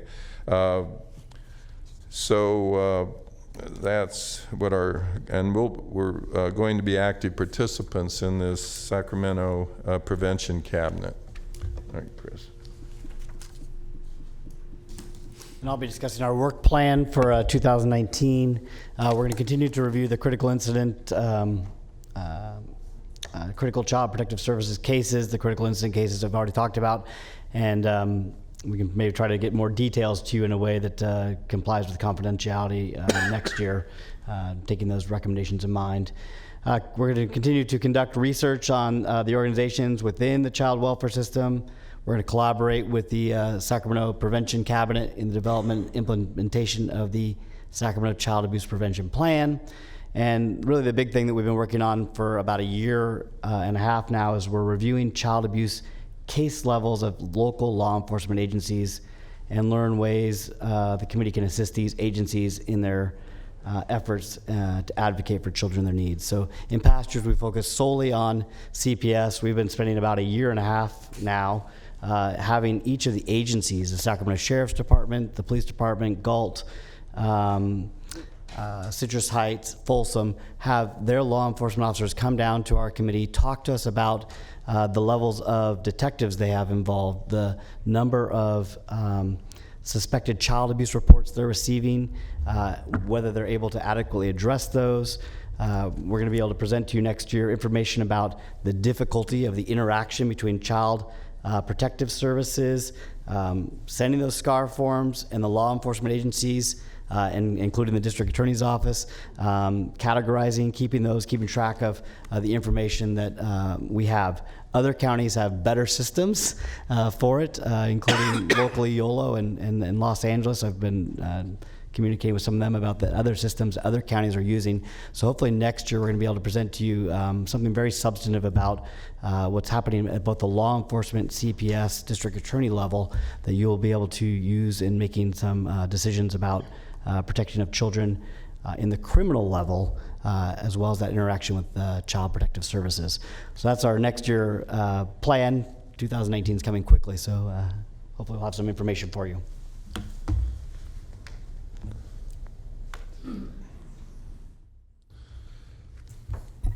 Following the Oversight Committee's 2017 annual report, resources were allocated by the Board of Supervisors to address identified needs. CPS used these resources to create and fill new social worker positions in its emergency response and informal supervision units.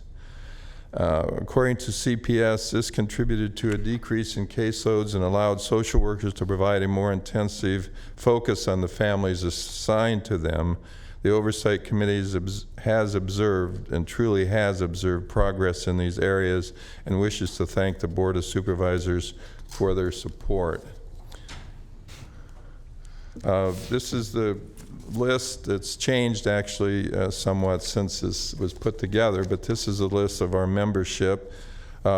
We have, besides Chris and I, we have 2 members. If you just stand up.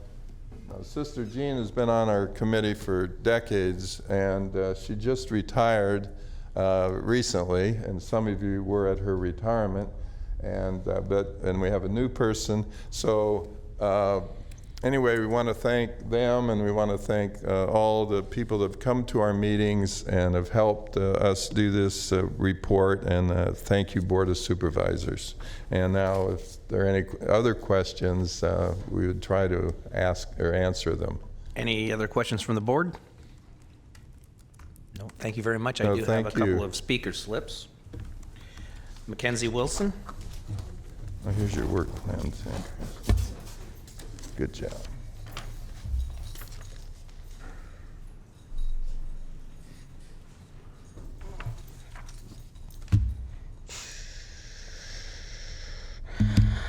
So we missed number 10, so I'm just going to echo. I'm wondering how much funding was cut from the Department of Child, Family, and Adult Services to pay for all the tens of millions of unexpected jail-related costs.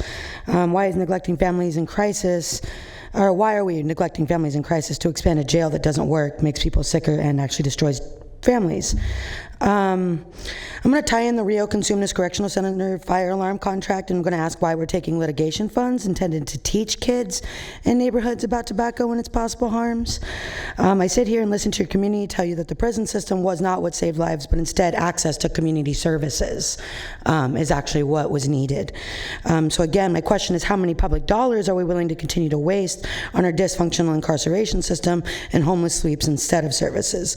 People don't get well in cells. Our jails need to stop receiving money that belongs to community programs. And most importantly, you must be willing to hold the sheriff accountable and start taking lawsuit money and improvement costs out of his budget. Don't think we didn't notice that you already gave him an increase of $20 million this year alone because of his need for the jail improvements. I'm standing here speaking on the platform of community oversight, and as far as I'm concerned, none of you guys have it. Until you start to implement oversight over you and your spending, and of the sheriff and his spending and the jail expansion, no one in this community who's paying attention will think otherwise about you. I want to point out one time, so as you guys know about me, I'm a very active community organizer and activist in this town. You constantly see me on the news. You constantly see me out in the streets. One day I had a sheriff's officer follow me and my son home from a protest, and he gave me child endangerment charges for having my son in the street that day. I ended up having to have CPS come to my house, which was actually readily a dope-ass program. It was really cool. having those folks come into my home, teach me better parenting skills, teach me, I mean, my son has an IEP at school. It ended up being really, really dope. My problem is the accessibility of social workers to come out because of these budget cuts that we keep doing. The accessibility of the program. Me and my partner both had to take days off work to be able to, and so that perpetuates poverty in these neighborhoods that we're going into. Me having to take time off work to be able to participate in these programs. The ability to show up to participate in their teachings and things like that. The fact that we're not putting money into programs like drug and alcohol prevention and drug abuse help, mental health services, and into programs that make the family unit more, I guess what you guys want to call, I mean, like what? The correct family unit, right? If we don't have access to services that teach folks, right? We talk about the trauma, drug addiction and their trauma. We're not addressing trauma, so that does not in and of itself end drug addiction. If we put people in a jail cell... Can you wrap up? Yeah, of course. It doesn't, we've already talked about this last time we were here. People can't get clean in cells. It doesn't work that way. People die that way. We need to be creating hospitals and things like that. So pretty much where I'm at is I'm complaining again about these budget cuts, 15% across the board, including to Child Protective Services and all of that, for a jail expansion. We're not providing services, and that's what I'm here to just ask you to do. Start to kind of realize where our money's going and ask for a community oversight of yourselves to make sure you're doing it properly. Thank you. Thank you, Mackenzie. Liz Blum.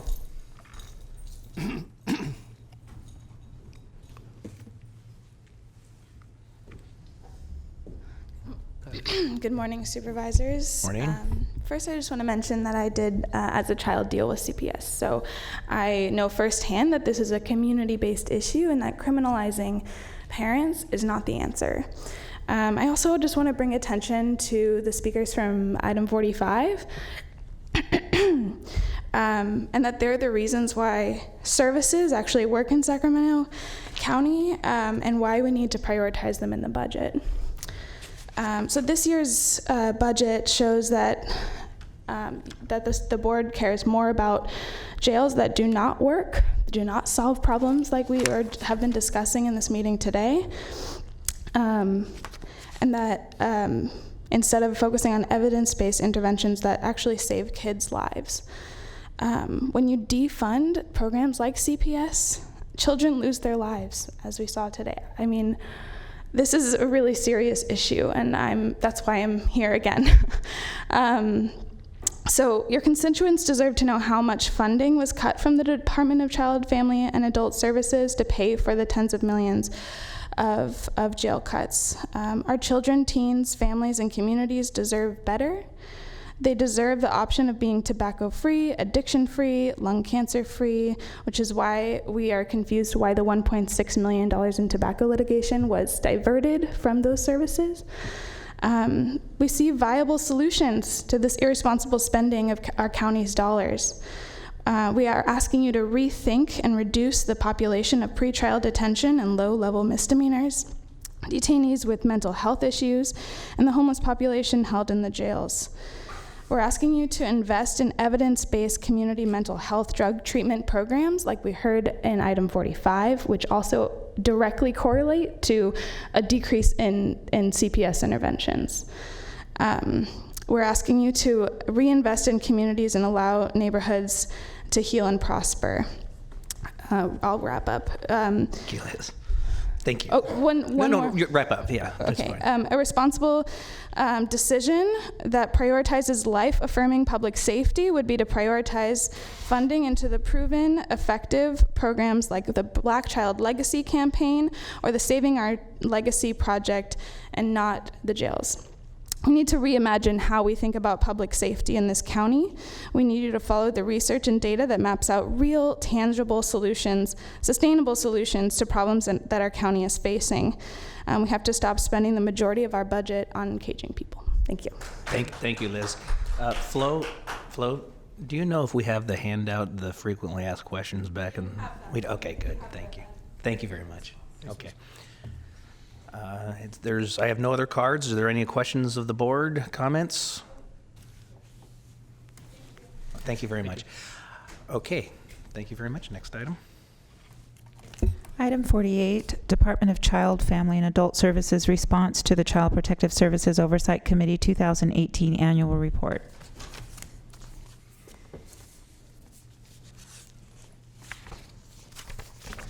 Good morning. Finally, Michelle Callejas. Michelle Callejas, Director, Child, Family, and Adult Services. Let me just get situated here.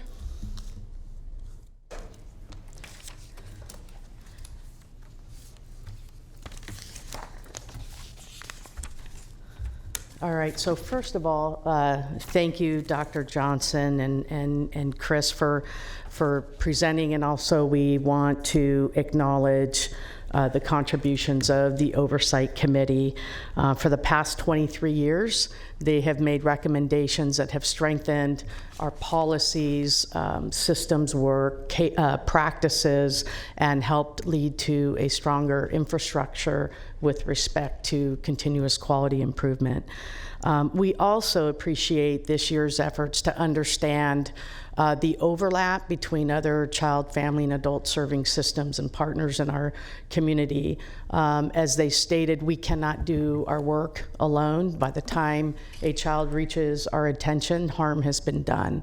And there is a role that behavioral health plays, both from the mental health perspective, alcohol and drug, probation, education, and I just appreciate their efforts to understand those overlaps, because I think that can help strengthen the infrastructure within our community to address child safety and well-being. So I was glad that Supervisor Natoli asked about the 5 situations. So I did look a little more closely at those. So there were 5 cases that were covered. 4 incidents took place in 2017. 1 took place in 2018. Of the 4 that took place in 2017, 3 were fatalities, 1 was a near fatality. Of those 3 fatalities, 2 involved drowning. 1 was in a swimming pool, 1 was in a bathtub. The near fatality in 2018 was a near drowning in a bathtub. And one of the things that came to mind for me is that we do a lot we put a lot of effort into educating about pool safety, water safety with our rivers here. And I think this kind of alerted me that we need to do some more education with the folks that we work with around bathtub safety. I don't know how many people realize how many drownings occur, children especially under a year, and how many people realize that children can die in 1 to 2 inches of water. So there's some work that we can certainly do in that area. But all 5, while there was the overlay of mental health issues, domestic violence, substance abuse in some of them, at the end of the day, the inadequate supervision is what occurred at the time of the critical incident. And so I think our efforts to educate about pool safety, water safety, that's going to be critical to trying to strengthen basically prevention in our community, similar to what we do with infant safe sleeping. Just to add a little bit more context, so in 2017 and 2018 combined, we handled 34,588 investigations or cases. So again, it's 5 cases out of 34,588, and that's not to minimize those incidents or minimize any of the recommendations. It represents 0.014% of all the cases we worked with. All that being set aside, the recommendations that the Oversight Committee made are in complete alignment with our CPS values and practices. And we have, as they noted, done a tremendous amount of work in each of the areas. We've worked incredibly hard, as they noted, on creating a learning environment, which I think has fostered the strengthening of critical thinking. We have invited the Oversight Committee into our Quality Improvement Committee to hear more about all the efforts that are being made. We're using data. We continue to strengthen our data muscle and continue to use it to inform practices, training, and how we allocate our existing resources. And then one of the areas that we've worked really hard on is taking the lessons learned, not just from these critical incidents, but we do a significant number of case reviews, just random, to get an assessment of overall performance and practice. And we take the lessons from those down to the line level social workers, supervisors, and program managers as we continue to look at where it is that we can do better. So ongoing efforts. The strong partnerships, I think, was mentioned. We continue to work with probation, law enforcement, public health, our County Office of Education and local school districts, all in efforts to better respond to and serve our young people that are being sexually exploited, reducing the number of kids that cross over from child welfare to probation, improving educational outcomes. And then also we have staff that are co-located in all our law enforcement agencies, as well in all 7 community incubator lead sites that are part of the Black Child Legacy campaign. With respect to verification of service engagement, we put together a work group to look at how we can create a better feedback loop with respect to when we make referrals and whether or not caretakers follow up. We've got a great system in place with our Birth and Beyond Family Resource Centers, as well as our community incubator lead sites. We do warm handoffs. They work with us on our child and family team meetings. So we're looking at how we can create that with more of our service providers. With public health, I'm excited about this hotline pilot that we developed. Dr. Cassirier continues to just be an amazing partner from the public health side. At the Child Death Review Team Meeting report, one of you, I believe it may have been Mr. Natoli, brought up the issue of when we get calls to the hotline with women who are pregnant and using substances. For child welfare, if there are no other children in the home, we don't have any authority to respond. And so typically we evaluate those out. We encourage the hospital to give them resources for prenatal care, substance use services, but we can't legally intervene.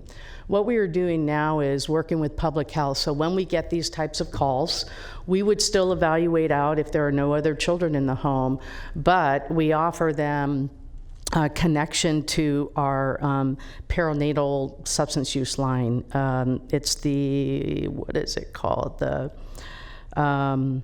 Sorry about that, but it's a prenatal, they'll go out and provide prenatal care. They will work with the women even when they don't have other children. And then they will also provide a loop back to us as to whether there was follow-up with the mother so that we can kind of red flag it on our end.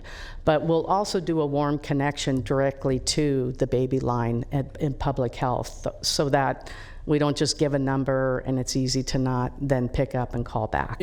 And there's no income restriction or any other barrier to that. So if you get the call, we can make yes. the referral and you can get the visit to the home and so forth. Exactly. Our hotline worker will really try to engage and have a connection that'll hopefully facilitate that warm handoff directly into the line. Now the line goes from 8 to 5, but we can still after hours provide that number. And then with respect to domestic violence, as Mr. Wagstaff noted, we fully understand the impact that domestic violence has on our families, substance use, and mental health. We often talk about the trifecta. And each of the 5 incidents involved one or more of those to different degrees. For some, the substance abuse issues had been addressed, but there were other issues that resulted from that. We have a pretty robust response with domestic violence, but it's an area that we want to focus on even more this coming year, and looking at how we can develop more specific training, coaching, and working with our domestic violence agencies to strengthen how we serve and support our families dealing with domestic violence. And I will just speak to the substance use issue, and it was a great question that Supervisor Cerna had of at what point do we intervene? And as Mr. Orr noted, it is a difficult balance for us. But when we get calls that involve substance use or abuse, what we have to assess is the impact of those substances, be they legal or illegal, on their ability to provide a safe, nurturing environment for the children. So oftentimes we go in and we see a direct correlation between the substance use and threats to children, to the safety of children. In those cases, we have far more authority to take action and actually intervene. In situations where it's just kind of iffy, we still have to do that assessment. We will engage to the best we are able to encourage them to seek services. Certainly, as we have legalized marijuana, we still do those assessments.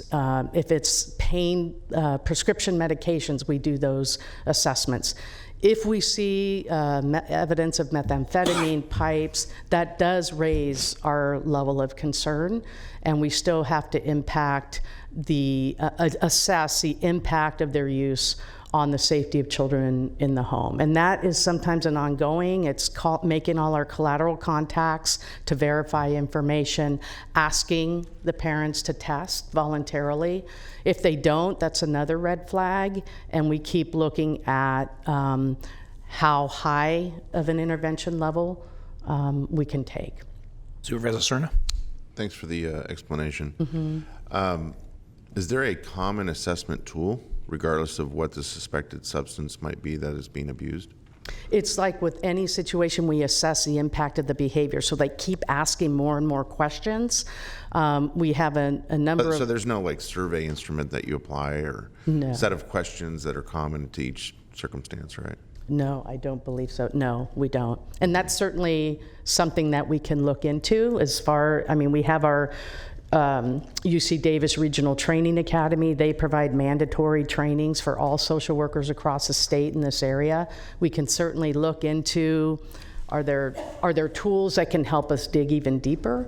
Mm-hmm. I'm happy to follow up on that piece of it.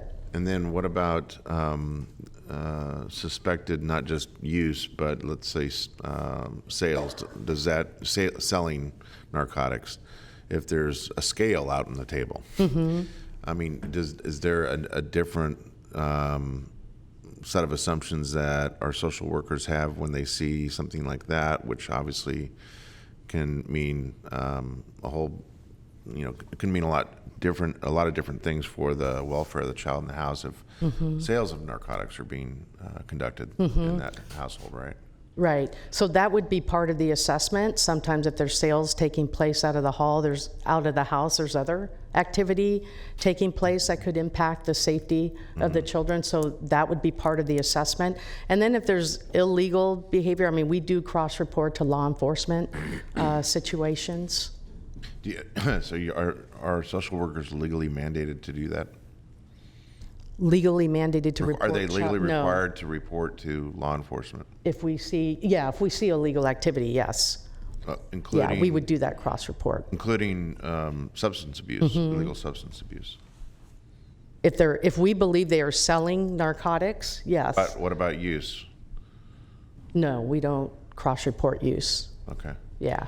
We would impact, from our perspective, mm-hmm. The impact on kids. But if we see evidence that they're selling, we would cross-report. And then what about the interaction with the child themselves? In terms of the substance abuse in the household question, so you assess the situation based on questions that are administered, it sounds like on a kind of customized basis, depending on what the circumstances with the legal guardian or the adult mm-hmm. in the household.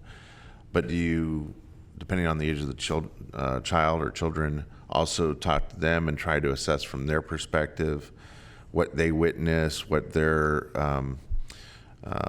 experience has been with substance abuse from their vantage point?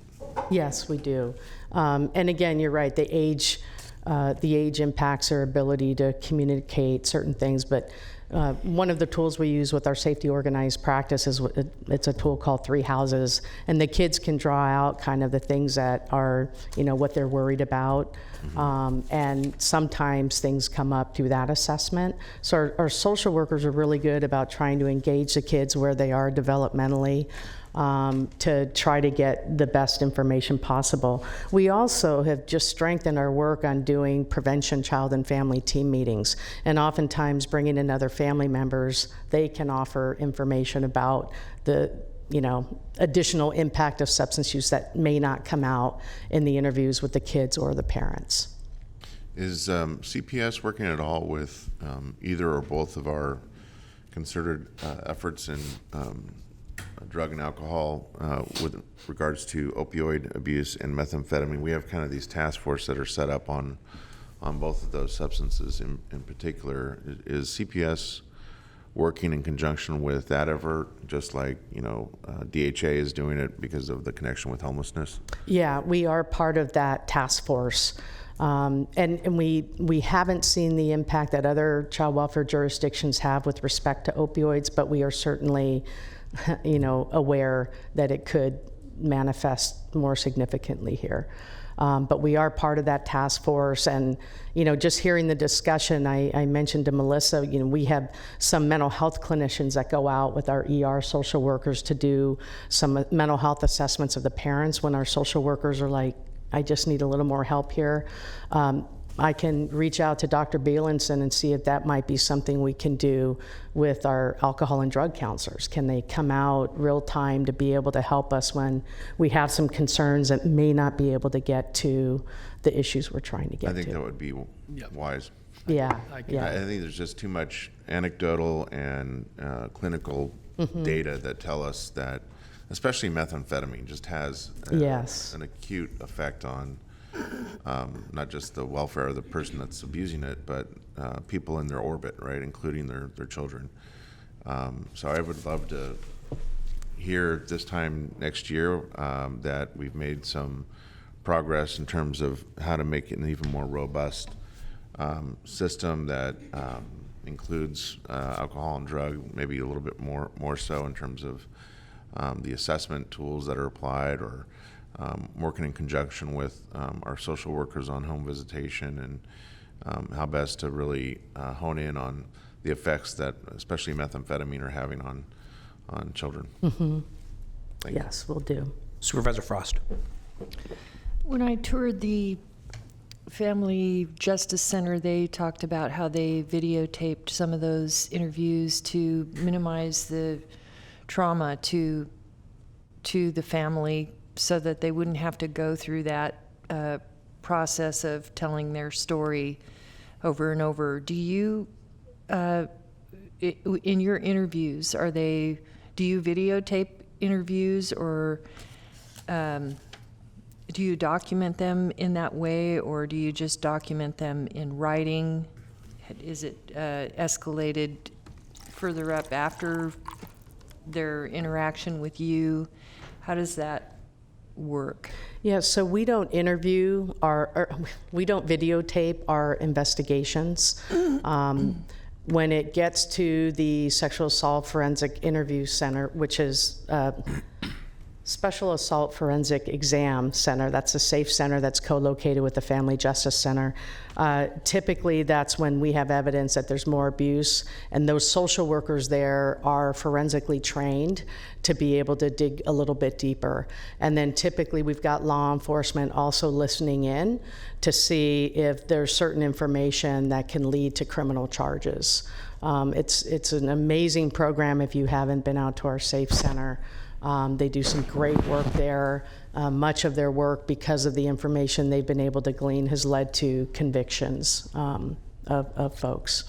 So they're referred to there from your office? Correct. And from law enforcement if they want a little deeper assessment. Yeah. Thank you.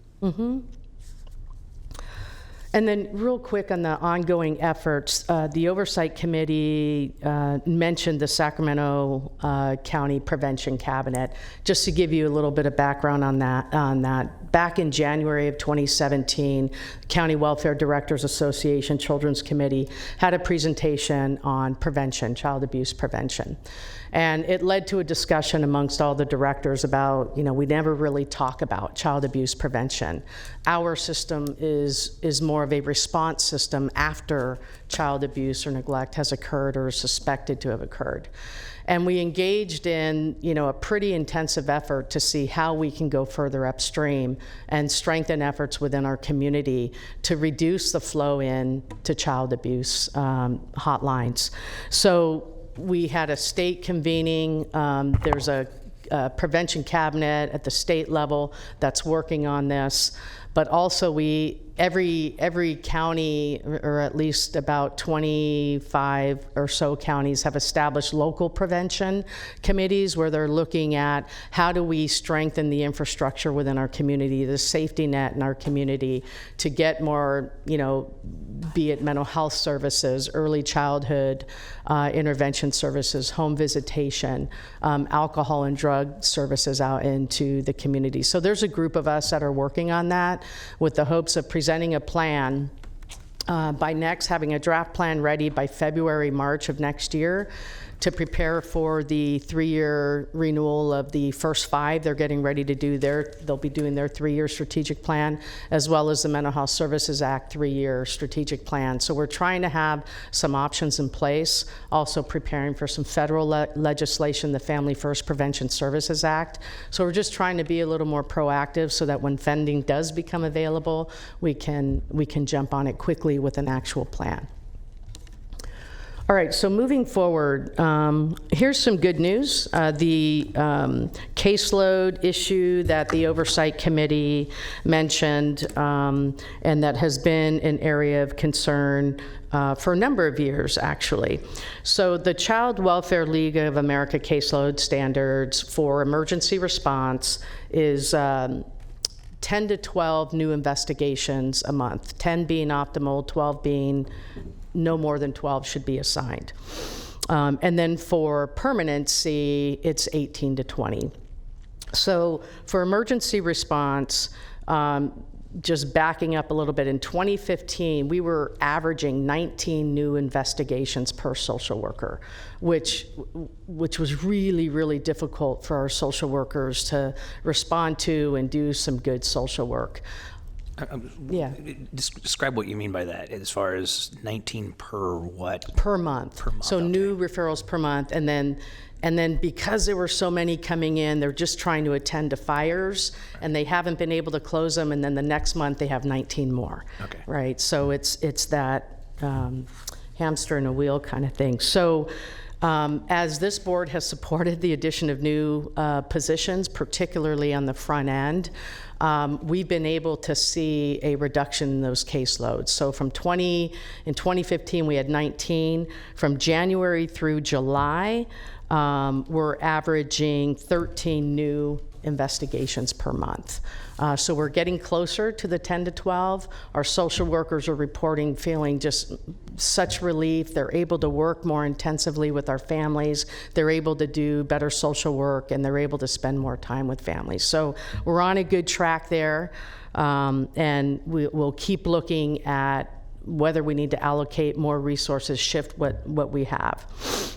For our permanency caseloads, again, the CWLA standard is 18 to 20. There was a time where we were in the 40s when we were really struggling.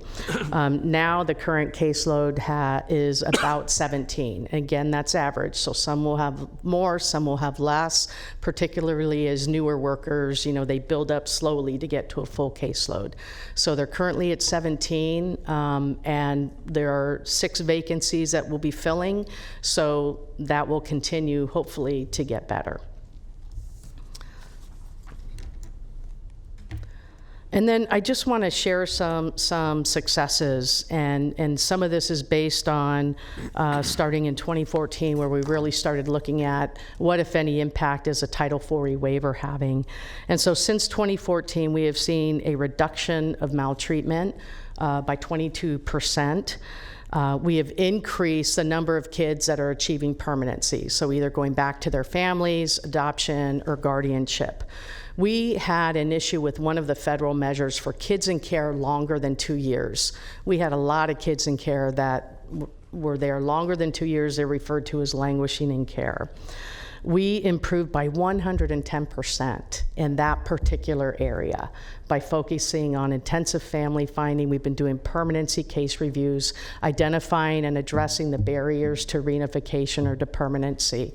So we've made some significant gains in that. We've never hit that federal measure.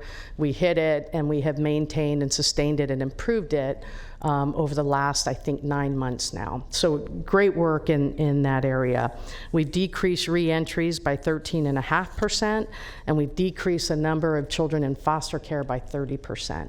We're doing some great work on the front end to keep children and families safely together, bringing wraparound services to them, intensive services. We expanded early intervention family drug court, which is addressing substance abuse and allowing children and families to be together. Our informal, what we call informal supervision, but it's really intensive supervision. With this board support, again, we added 3 more units since 2012. We only had 2 at the time. Now with 5 units on average, over the past 6 months, we're serving 559 children each month, children and families, but the 559 represents the children. Of those, only 2%, or 11 of those 559 have needed court intervention, which typically involves entering foster care. So we are keeping out of the foster care system 548 children. So we are just really trying to shift forward and invest in keeping children and families safely together. Michelle, would you attribute any of that toward the fact that we've participated in the 4E waiver? Oh, yeah. Yes. Yeah.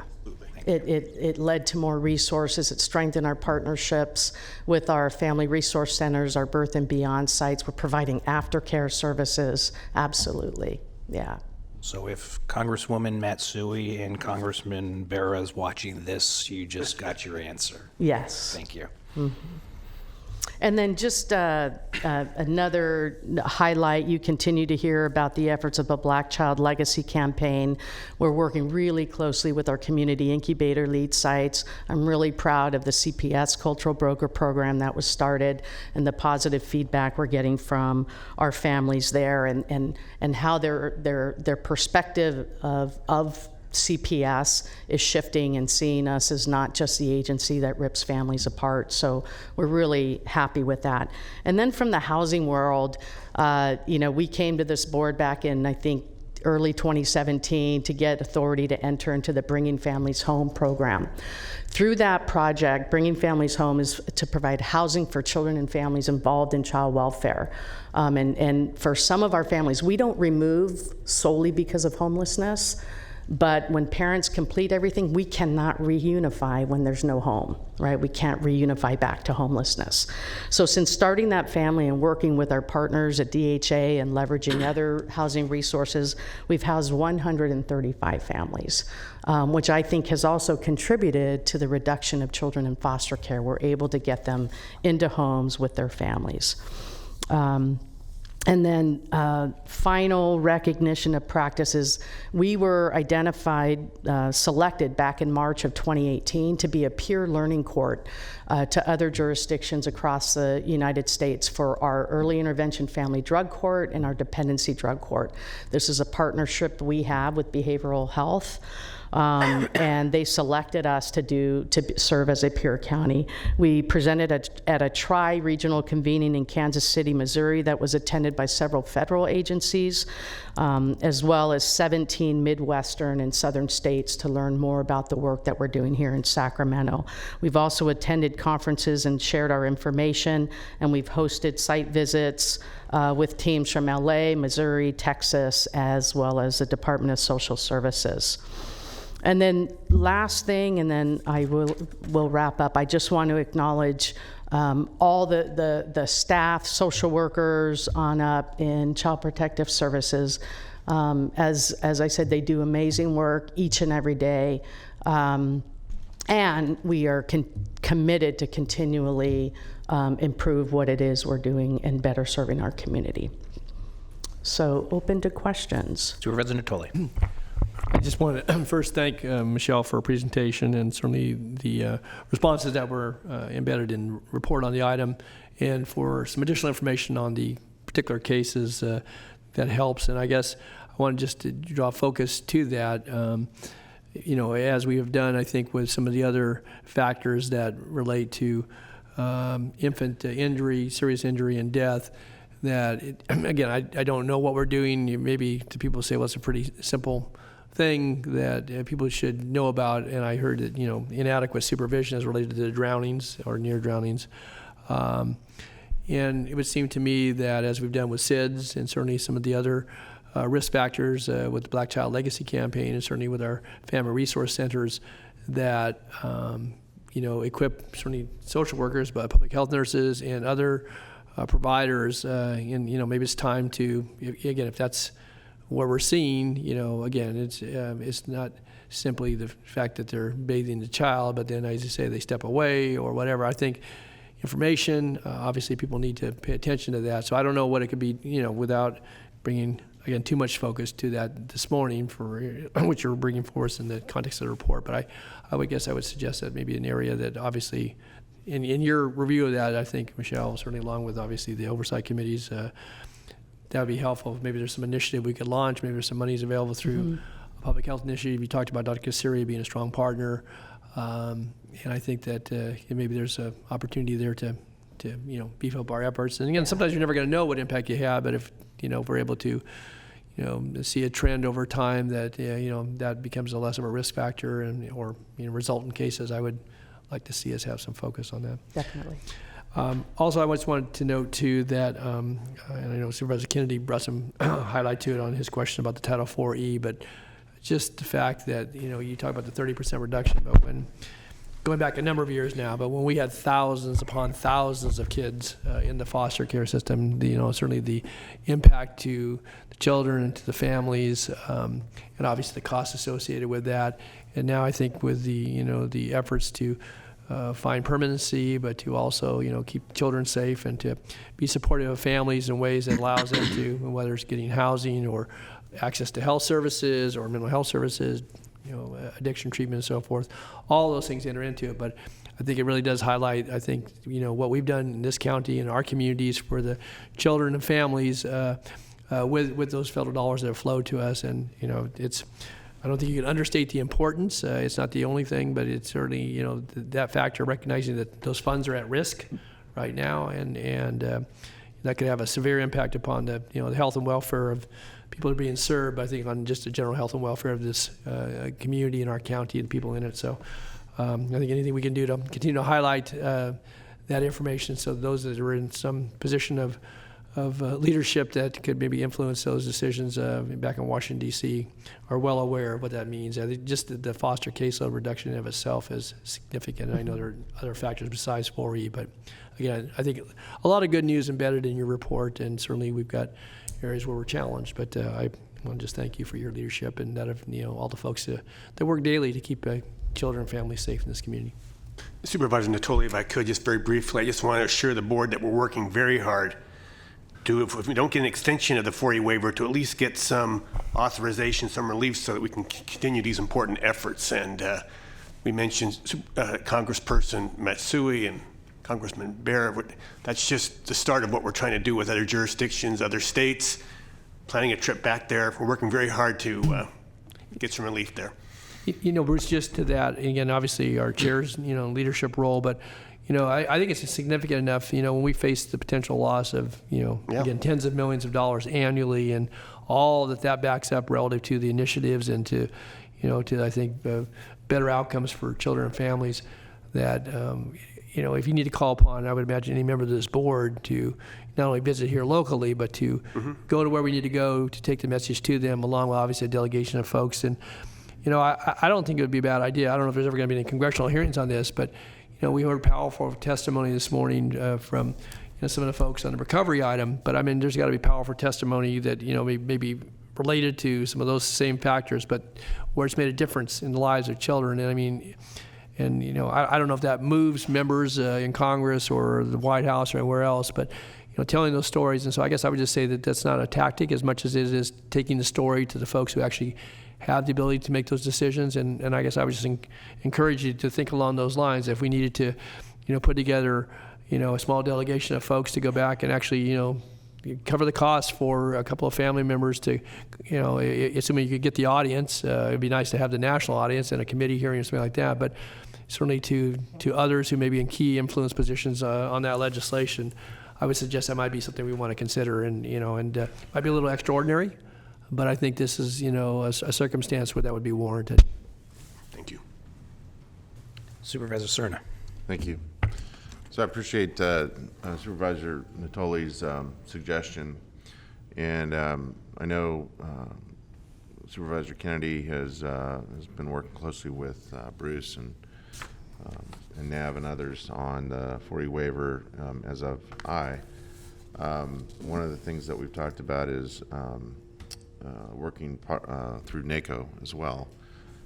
And in my new capacity as chair of the Health Policy Steering Committee, perhaps using that platform to amplify and emphasize the import not just to Sacramento County, but to, I would imagine, thousands of others across the country on this subject. I know that our delegation has already signed on to a joint letter supporting legislation in both houses.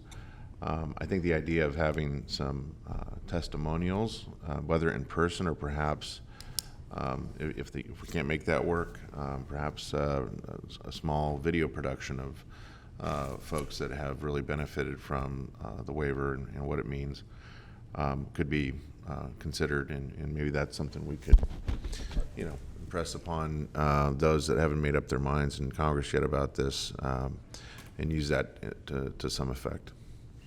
Yeah, we'll do that. And we had a very productive meeting with Congresswoman Matsui last week, and we plan on meeting with Congressman Bear. I believe it's 1 week out.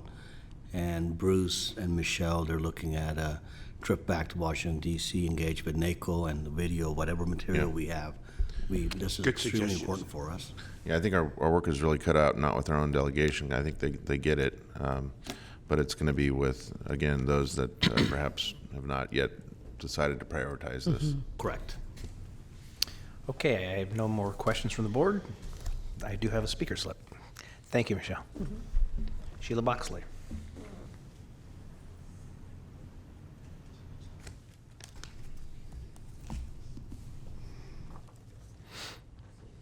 Good morning, and it is barely still morning. Mr. Chairman and members of the board, Michelle very eloquently talked about the prevention cabinet, which is what I wanted to address, so I'll be quite brief.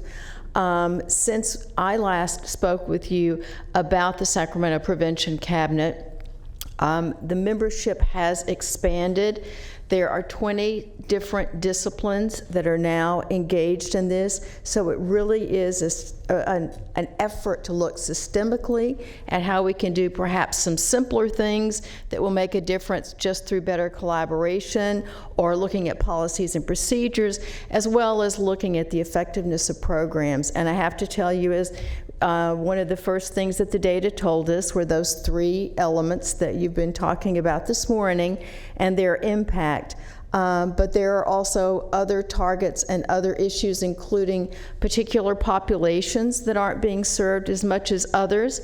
And I would be remiss if I didn't mention, in light of your conversation, that we've also been identifying some threats, not just where do we stand right now and what does our data look like, but what would happen. What would happen to children and families and communities if the 4E waiver is not extended and all of those programs and services go away? And I will tell you specifically in terms of Birth and Beyond, what that means is that the home visitation and intervention services for children 6 and over would not be funded.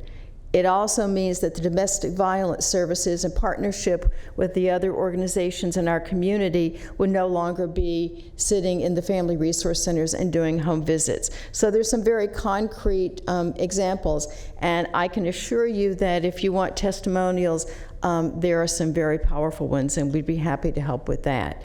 But basically, I think it's critical to say in terms of the prevention cabinet, nobody's getting paid for it. All the agencies, public and private, are taking time to do it. Full day retreat, really invested in this. And so we're looking very forward to bringing you some recommendations and a report. Thank you. Thank you, Sheila, and thanks for everything you're doing out there. Any other questions? I have no more speaker slips, so thank you, Michelle and Bruce and the entire staff for what is probably as difficult a job as we have in this county, and you're doing it very well. Thank you. With that, I do have a speaker slip for public comment, and that's Chris Balshazy. Thank you for the phonetics.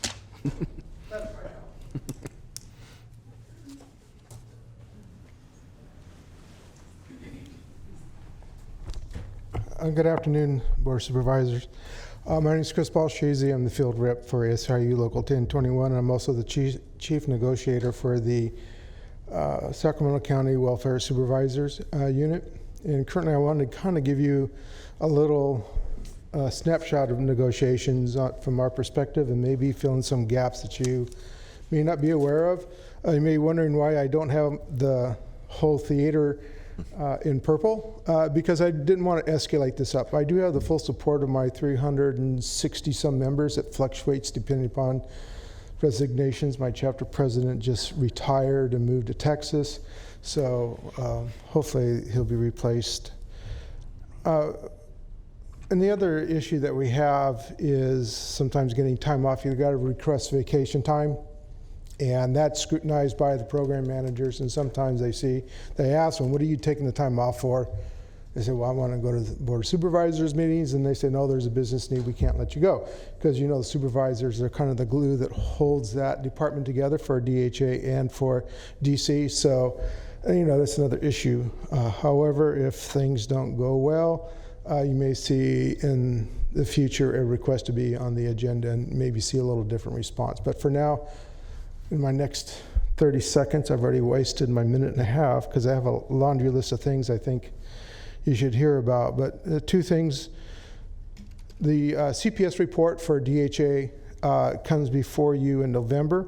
It's a 5-year class study moving the eligibility supervisors to his soup class. This solves a lot of problems, but currently in negotiations, without knowing how that's going to turn out, it makes it difficult for us to negotiate any sort of compensation because, as you know, an eligibility supervisor makes less than a HISUP.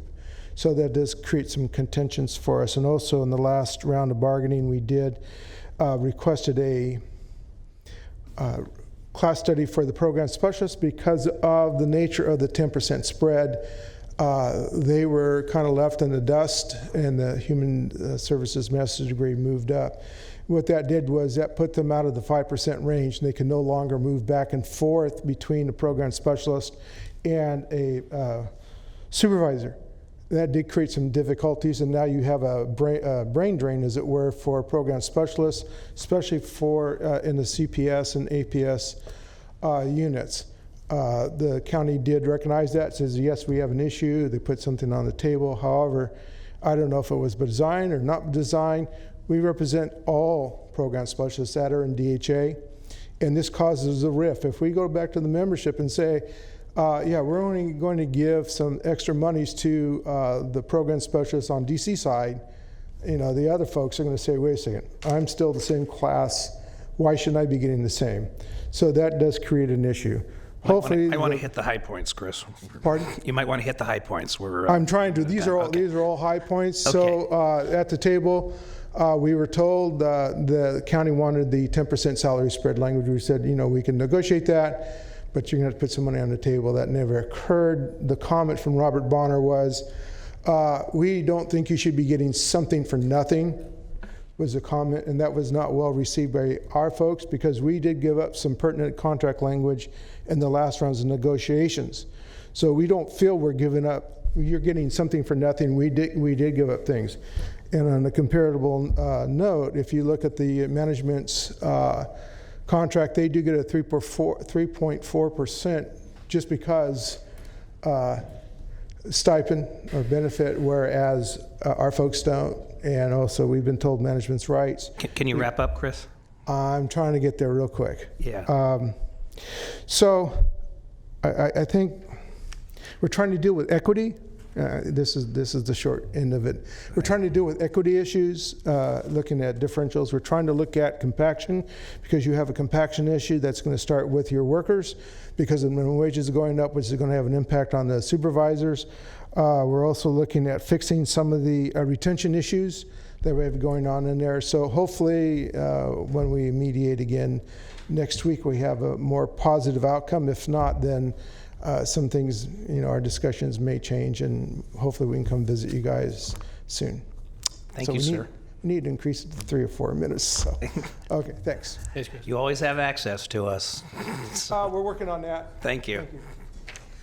All right, I have no other cards. With that, we'll take the appointments in the afternoon, and we do have closed session, correct, Mr. Gill? Yes, we do. Okay, then we will recess to closed session.